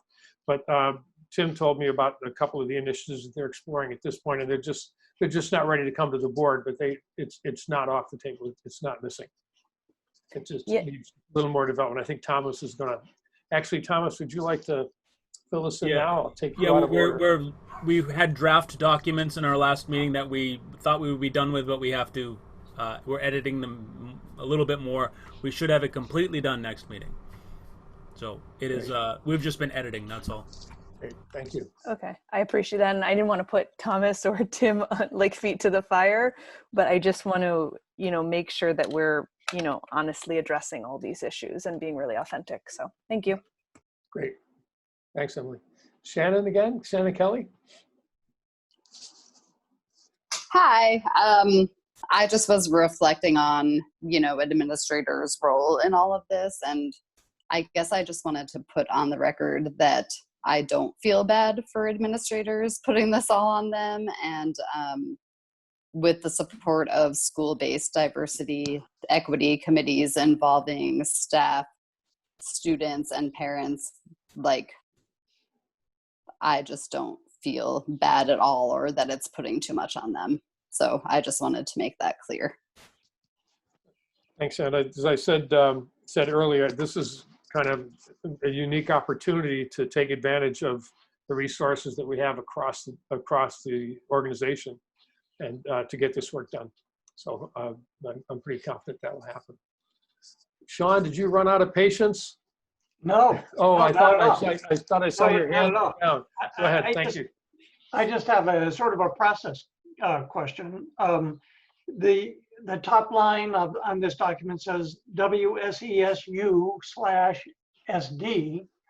Obviously, this board can't speak for the SU board because this supervisory district has two boards that have tasks with doing certain things. So I was sort of thinking when I made the motion that the WSESD board could pass this, and then if the SU board wanted to do it at a later time, they could do it also. Does that make sense? Yeah. So I just want to just point out, I'm going to share the document again. I changed the title to WSESD Ongoing Commitment. Thank you. I didn't see that. Yep. I'm not surprised. I didn't draw attention to it. I have the old document. Yeah, me too. Great. Thank you. Jillian. Hi, thank you. I just wanted to say that I strongly encourage the school board to support and endorse this proposal of the ongoing social justice and anti-racist commitment that was designed by the Diversity and Equity Committee along with the help of Michaela. I want to share that I am a person of color who graduated from a nearby Vermont school district back in 2009.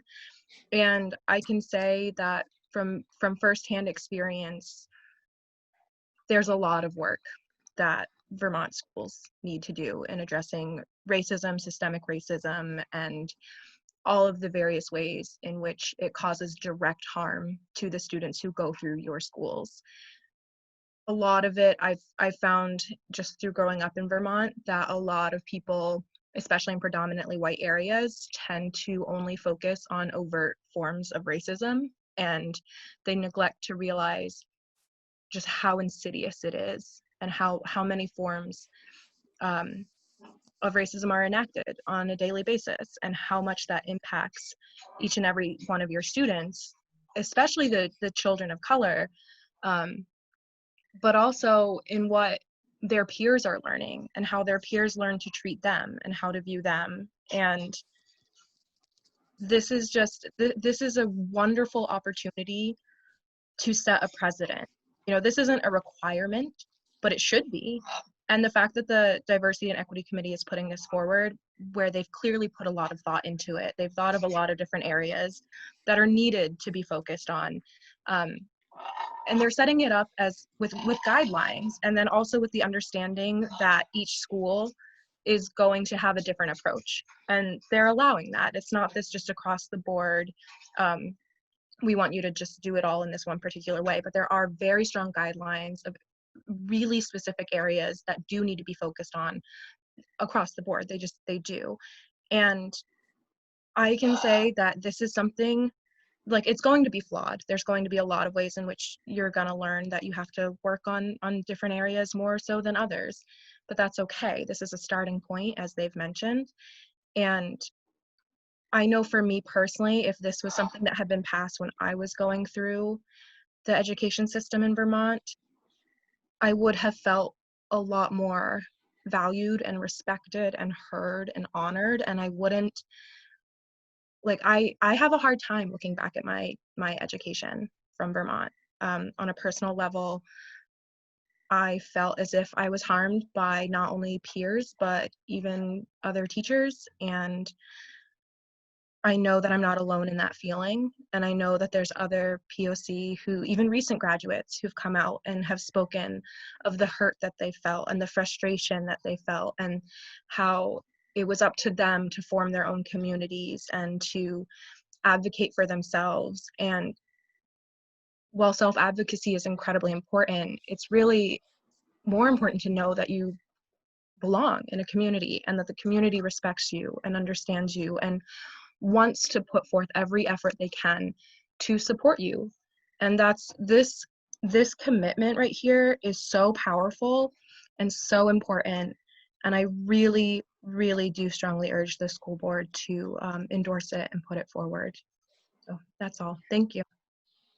Thank you, Jillian, for sharing that perspective. I think we don't always think about the immediate impact of things that we do, but I think passing this is immediately going to be welcomed by a lot of our students, a lot of our families.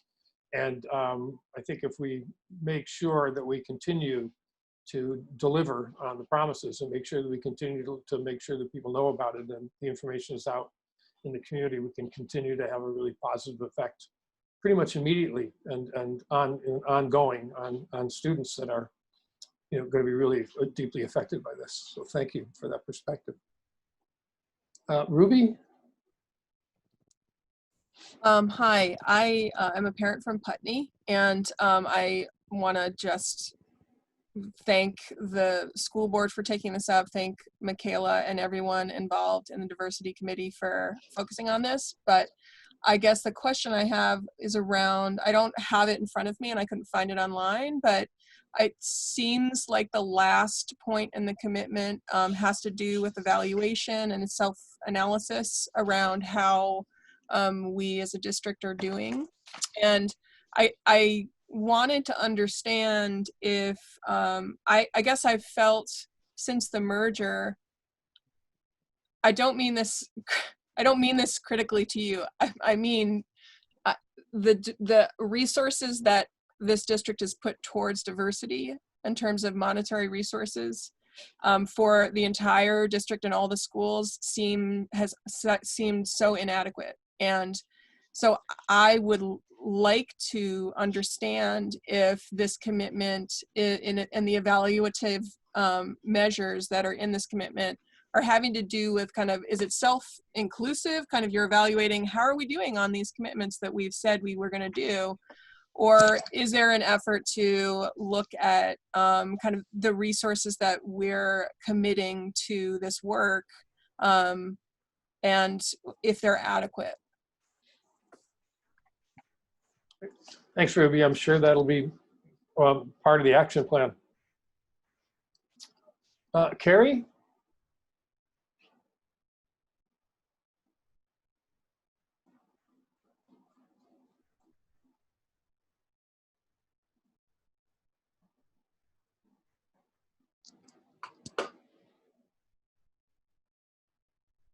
Carrie, did we lose you? Mute. Can you hear me now? Yes. Okay, sorry, thought I hit the right button.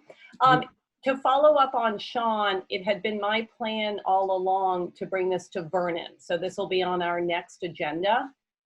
If we follow through on this and you follow through on it tonight, at that point, I think we bring it to an SU for a, very easy vote. And then we move forward. We've got everybody involved. And I think that sends a good message to the community. Thank you. Any other comments? Any other thoughts? Or Ellen? Hi. I'm having a little bit of an internet issue here, but we can hear you. I just want to thank everybody for what sounds like to be really strong support for this commitment, and it's in line with what a lot of organizations and businesses are doing right now. And it sounds like the commitment's really trying to go beyond the performative ship piece and really taking action, which I really appreciate. I think in order for this commitment to work in the individual schools, it's going to be a lot about how the administration approaches it. And I'm curious to hear from some of the administrators about what their thoughts are about this.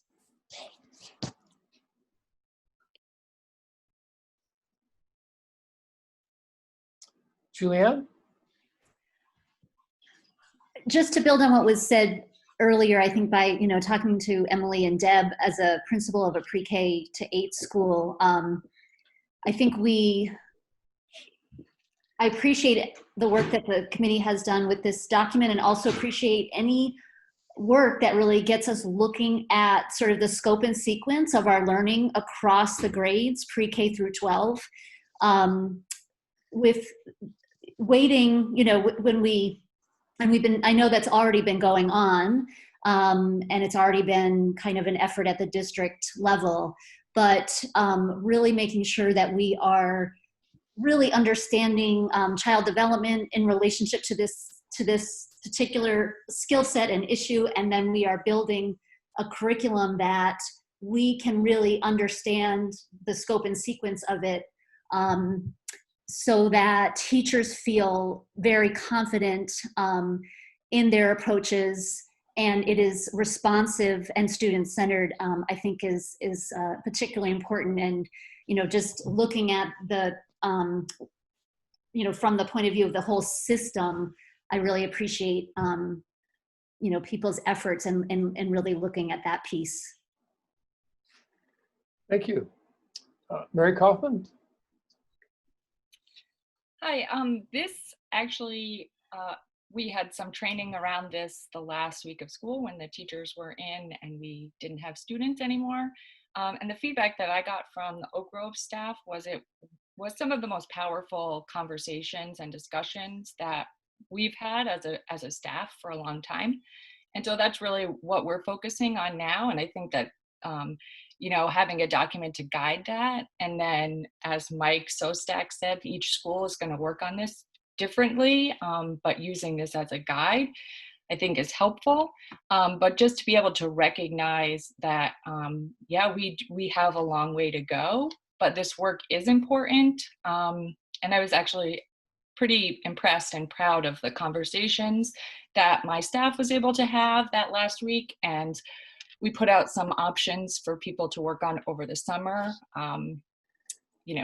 not required at this point, but that we would come back together in the fall. So we've started to put a plan together, and a school-based team that's really working on this kind of work. We haven't quite gotten into the curriculum yet, but I think that will come after we're able to, assess our own racism and bias. Thank you, Mary. Herb? Yeah, thanks. Thanks to Ellen and Carrie, our librarian, we were able to put together some pretty impactful meetings toward the end of the season in particular, and left for the summer with a commitment on the part of the faculty to select one of, I think we had half a dozen books that we would take as group reads over the summer and sort of form I don't know, for lack of a better word, I guess, sort of individual book clubs to discuss those things, bring them back to the larger group. I think the document itself provides an excellent framework. I think that just like any action plan, it's going to take time to be given close scrutiny and consideration, and create a rollout, a timeline for a rollout of some of the actionable items. There'll be some things that are immediately doable, and other things that will take some time to sort of inculcate into the system and the normal rotation of our school business. So that's what I would say. Thank you. John Gagnon? Yeah, I just want to echo much of what everybody else has said. First of all, I just want to point out and fully agree with the idea that much of this work needs to be done at the school district level to ensure that there is consistency and that there is a common commitment. And I fully agree with the notion of that social justice, racial justice would be one of the paradigms that we make all of our decisions as a school system around. For Guilford specifically, we're committed to this work. We began this work 2 years ago. We have two great co-facilitators, co-leaders out at Guilford School in guiding us in this work. So it's really is a shared leadership model. We've been exploring our own bias and looking at the curriculum. And we are doing a voluntary book study with about a third to about half of the staff that's already signed up for it. So we're fully committed to this work. Great. Thank you, John. Deb Cardane? I first want to thank, of course, everyone who has put the work into this document. It is a really strong document, and I look forward to being able to rest on it, to be quite honest. Something that stood out to me is that title in the second, or the wording in the second bullet, which says create space. And I feel like that's going to be for the teachers and for the administrators and for us in the curriculum office, one of our biggest priorities. Collaborative conversations, I think, hold some of the most powerful opportunities for our teachers to really grow and learn together. And we do have a lot of work to do. I do wonder, piggybacking on what Julianne brought up about the work that's being done at the state around developing a scope and sequence. The last I knew, it was still in progress, but I think that it has been in progress for at least a year. So I'm looking forward to that work also being available to us to guide our future work. Great. So thanks. Thank you. Tom Doughton? I can't speak directly for Keith, but I can say, the work that we've been doing with Michaela in our staff meetings has been getting progressively deeper, frankly, to the point of people feeling uncomfortable. And I've always used that as, I've said in those staff meetings, to me, the guidepost for me knowing that I'm engaged in the work is when I'm feeling uncomfortable. We have a long way to go. Without stating the obvious, and one of the things that really came out was the importance of the adults doing the work first.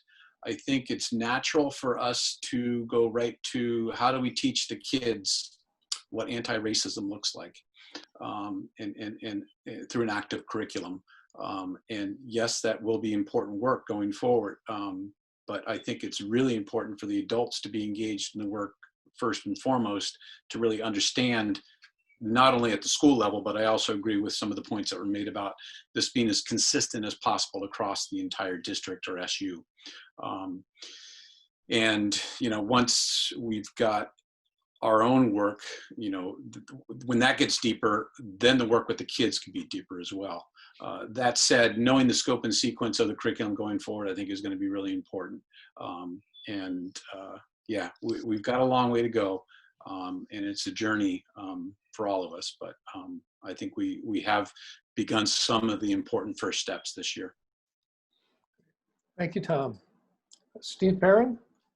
Yeah, at the high school, I think it's been referenced earlier today, we had a incredible PD week where this came up in a formal training, but also came up in several conversations, everything from hiring practices to curriculum to, what are our own biases. And, I think Tom's point is really well taken, that, we need to do the work as adults first and kind of examine our own biases and our own insecurities and really work on those.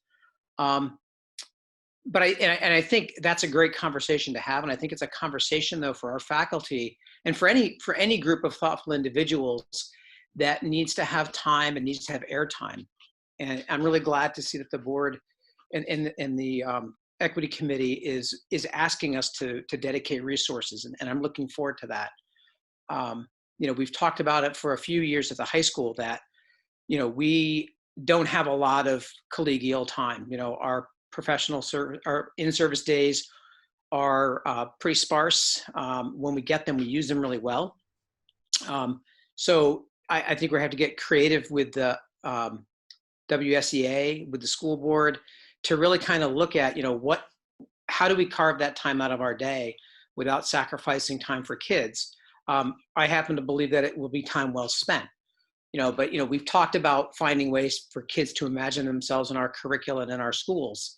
And for us to do that, for me, the highest priority is that we have the time to work, within departments, across grade levels, and across departments to kind of really develop our plan with some focus, and also make sure that our plan fits in with the district plan, and also that it fits in with our own CIP plan from the state. So this document is fantastic. We're looking forward to implementing it, and I'm glad that we're going to put some resources towards it. Thank you. Liz Adams? Yeah, I think it's important for the adults to be doing this work, but I also would not like to hear from another student of color that they feel like, I think her name was Jillian. Yes. And some other students who spoke up about how they have felt going through our school system. And I don't think we should fool ourselves into thinking that, well, we do the work first. I think we need to be listening very actively to these kids and address stuff immediately, because that broke my heart when I heard her. And some other students that I've heard speak out, it did break my heart. And yes, we have a lot of work to do as adults. And, I'll fess up, I dropped out of society in 1971, but that was a privilege that I had that people of color don't have. But I don't want to hear another kid say to us how badly they felt coming up through our schools. Thank you, Liz. Nancy? So I wanted to talk a little bit about how the Career Center is addressing this issue. And I just wanted to let you know that when I wrote the Perkins 5 grant for this year and turned it in, it does include professional development money for looking at implicit bias within our curriculum and within our classrooms and within ourselves. Because I think we have to identify our own issues before we can start talking to kids. And then we'll move on from there to look at how do we mitigate for that implicit bias, but also how do we make sure that we're not pulling that into our classroom or our curriculum, and that we're moving forward, and that each student feels welcomed, honored, and their culture is adequately reflected within our programs. Thank you. Any other thoughts or comments before we act on Sean's motion?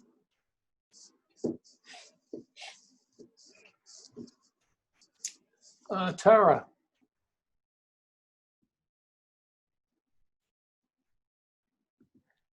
I wanted to thank the board actually for considering this so deeply. And I want to thank Ellen Timovikas for raising the question and bringing the administrators' voices into the room. That's what I wanted. I really wanted to hear how you're experiencing it with your staffs, because I cannot. I work at the Root Social Justice Center, and we have a strategic priority on healing from the harms of racial injustices, and that does not mean just POCs and BIPOC folks. It means white folks also who have been harmed by systemic racism, by just living in this culture and being conditioned by it. So I really hope that the framework that administrators take with this is that it's an opportunity not only for learning and growth, but healing yourselves, and really digging deeply from a somatic approach at what makes folks uncomfortable doing this work. It's not just checking off, it's the box that you're done with it. It's an opportunity for growth and learning amongst yourself to collectively heal as a working group. I think that's a phenomenal experience for administrators to have with their staffs. It's going beyond implicit biases and like how are folks harmed by not having those stories? Like Tim had mentioned, he didn't learn that. So how have all of us, white, Black, BIPOC, been harmed by not having these issues addressed? I really would love if you, in your tasks or however each school approaches their constructing the outcomes for all of these points, is to bring in a somatic practitioner, somebody who's trained in that kind of racial healing, to work with you and just go deeper, because where we're uncomfortable with these points, that's where there's growth for all of us. So I just want to add that. And thank you, Ellen, for bringing that up, because it was good. It was nice to hear how the administrators are approaching it. I appreciate Tom and Deb's comments about, how valuable you see it for your staff. So thank you. Thank you. I am grateful for that question too. The administrators, I think this is a different structure, and I think it's hard, sometimes hard for them to figure out exactly when and how to share their voices. So that was really good. That was a good experience for all of us, and to hear all that information as well. Molly? Hi, I'm just curious what our new superintendent is thinking after hearing all this, being new to the district and kind of being part of this conversation, if he has any thoughts. The superintendent is interrogated. I think this is fabulous work. For those that don't know, I was the founding principal of a magnet school designed to address the issues of racial and socioeconomic isolation for students in the city of Hartford, Connecticut. And so this is work that I've been passionate about. I'd like to look at things from a systemic standpoint or in a sustainable standpoint of how can we look at this document and meld it into existing structures. I know that the 90-day action plan or the 90-day period is to come up with an action plan for this. But we want to really look at what existing structures do we have in place in the district, whether it's around budgeting or RFPs or looking at the CIPs, or what our curriculum and assessment practices are. How can we incorporate this document into that work? And so it becomes part of our daily practice and our regular practice. And then how can we examine our professional development, for instance, to include this work as well? I think it's fabulous. And I do appreciate the committee for developing this work. It's robust. It sets an ambitious agenda, but it really creates who do we want to be as a community. I do think that in the interim, before whatever the length of the action plan is in terms of is this a multi-year plan to reach? I don't think that there's a real endpoint, because I don't think you can say we've reached the finish line with this work. I do think that there are some quick things that we can all do in examining when we're bringing students back in. How are we creating opportunities for the purposeful use of time to create community in all our rooms? And let's set the foundation around creating community within all students. And then if we start to work in that direction, the harder work becomes easier to implement. But when we did work with restorative practices and prior school districts, a lot of that foundational work was around building community within our classrooms. And how are we treating each other and comporting ourselves and learning empathy and understanding? And I think we have to do that framework as well. And that work is work we would want to do anyways. And that kind of gets blended into this greater document while we analyze and assess where do these kind of 8 bullet points fit into the daily work that we do, and then what do we need to add on to our regular work. Thank you, Andy. Anne?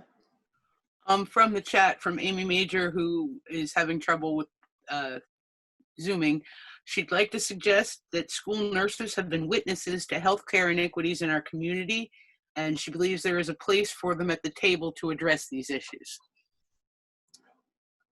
I don't think there's any argument about that. Any other comments? Seeing none, we have before us a motion to adopt the WSESD ongoing social justice and anti-racist commitment with the expectation of a 90 days to develop an action plan. It's been moved and seconded. Any further discussion by the board? Seeing none, all those in favor, please unmute and indicate by saying aye. Aye. Aye. Any opposed? Hearing none, the motion passes. Thank you. And thank you for everyone's participation. It's nice to see the breadth of the commitment and the understanding and the determination to do this work. I think that concerns about tapering off and forgetting about it will be vigilant, but I think that I don't think we need to worry about that too much. It's a pretty committed community. Thank you. See, 2 items in new agenda and new business, somewhat related to this. The first is the conversation about how do we attract Black, Indigenous, and other people of color to join the leadership councils. This is kind of a first step that as a board that we want to take to become inclusive ourselves. And if it was easy, it would be done. So I just wanted to initiate a conversation and maybe a strategy for us to consider how to go about this. Last year when we, or might even have been the year before last, it must have been the year before last, the Brattleboro Town Board talked about this, and we were in the process of setting up leadership councils, whether we merged or not. And Lyle got some really good advice from Michaela about how to proceed and to make sure that you're welcoming and you're not just inviting individual people to come, but really making it appealing to somebody. It's way more than just opening the door and expecting people to come through it, to recognize that it's probably a forbidding door and we need to really engage people in coming. So that's the purpose of this item. And so I just kind of open it up for conversation. Jackie? I'm very glad to see this on the agenda. So back in September, before I was a board member, when I was just a new Green Street parent and I attended our first PTO meeting of the year, myself and a few other parents brought this up because there are plenty of students of color at Green Street, but there were only white people at the PTO meeting. And a couple things happened that were really wonderful. One is that everybody was super uncomfortable talking about it, which is great because you have to be uncomfortable to make progress, and somebody touched on that earlier.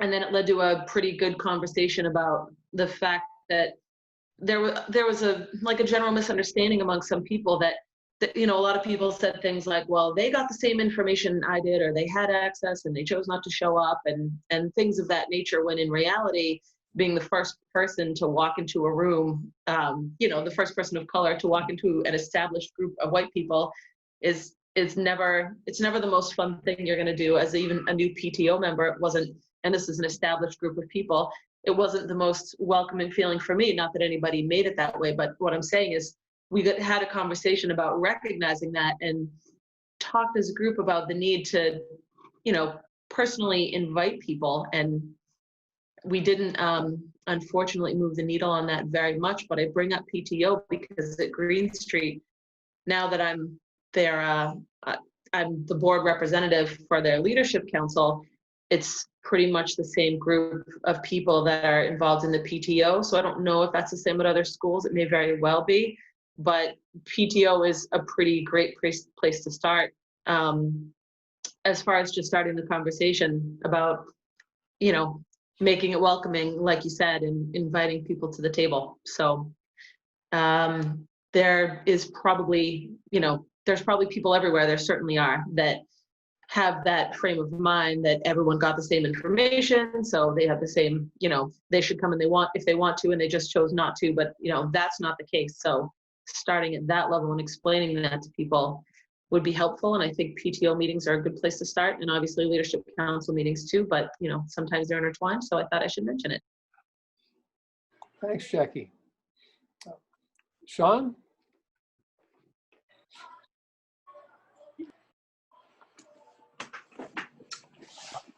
I'm sorry. John Gagnon and I have had some conversations about this. So I think Guilford has started to initiate what needs to be done. I'm not sure exactly where it stands right now, but John is definitely aware of it. So great, thank you. Robin? Hi, yes, thank you, David. I'm just really glad that you brought this up. I think that the leadership councils are something that's just beginning to come into play, and so a lot of people don't still know about them, but I think it's a really impactful way for people to be involved, especially when we have such a dearth of diversity on our school staffs, that this is a much easier way that we could start getting the perspectives of people that are impacted by racial injustice on our schools. And so I think it's important that the administrators make it a really big priority to diversify these groups and to reach out to parents of color and to, can you stop please? To not just, as you said, be like, it's open to everyone, but to find out how can I include you, what would be comfortable for you as a way to have your voice in the school leadership. Thanks, Robin. I think it's certainly important for administrators, but I think parents and teachers also probably have relationships with people of color and their kids, or they know who they are, and they are has had a conversation or would be willing to reach the subject as well and to try and invite people and participate. The administrators can certainly provide leadership, but I think it's up to the parents and staff as well who know these people and have relationships to help with the process. Other comments? I think we have a good start, which is to ask if there's a PTO, the PTO and the leadership councils to put this on their agenda for the next meeting and talk about who and how they might reach out and include people. There's no limit to the number of people to have. Somebody wouldn't have to leave in order for someone else to join. And I don't recall exactly what the ratio is, but the idea was to have at least as many parent and community members as there were administrators and teachers on the council. So there's plenty of room. Can I add to that, Dave? Yes, you can. I was just thinking that, one of the other issues is not just the faces of the PTO, but sometimes it's also conversations that people are having that are marginalizing to other people. So that if we think about asking people, like, what would you like to see at the school? What activities would you like to see after school for your child? So that we're asking for other people's input also, because inviting people to the table to have the same old conversation is not always interesting. And not only is it not interesting, that it often is marginalizing because people don't know what's going on. And you're entering a group that has history. And that's true for any person. And so how do you open it up and make it so that that person isn't just stepping into the past, but they're stepping into the present and the possibility of the future, instead of just entering into a group that's already established, which is hard for anybody. Thank you. That's really, really helpful.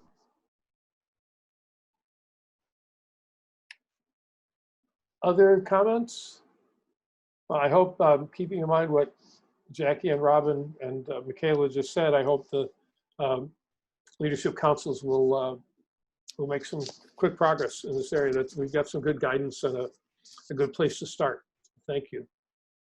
The last item on new business, and maybe hopefully the last item of the night, is something that also came in Robin's. I think it's maybe not. Somebody sent in a suggestion that we send out brief summaries of the agenda, and it says broad distribution, but it also meant board distribution to basically send out a little bit of a summary of what's on our agenda. Excuse me? What's that? I said, excuse me. Oh, go ahead, Sean. We had a motion on the table and we have not voted on that motion. What was the motion? To adopt the commitment. We did. We voted on it. We did? Yeah, it was unanimous. Yep. Oh, I'm sorry, I didn't vote. I'll vote for it too. Okay, great. That's an aye for Sean too. You got that, Wendy? Okay, thank you.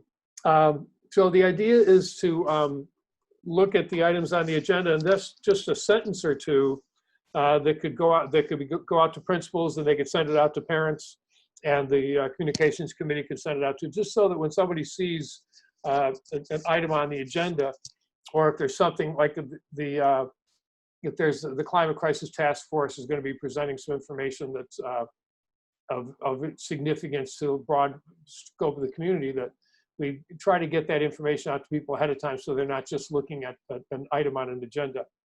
And many boards do this. It's not very common in schools, but select boards certainly do this pretty much for every item.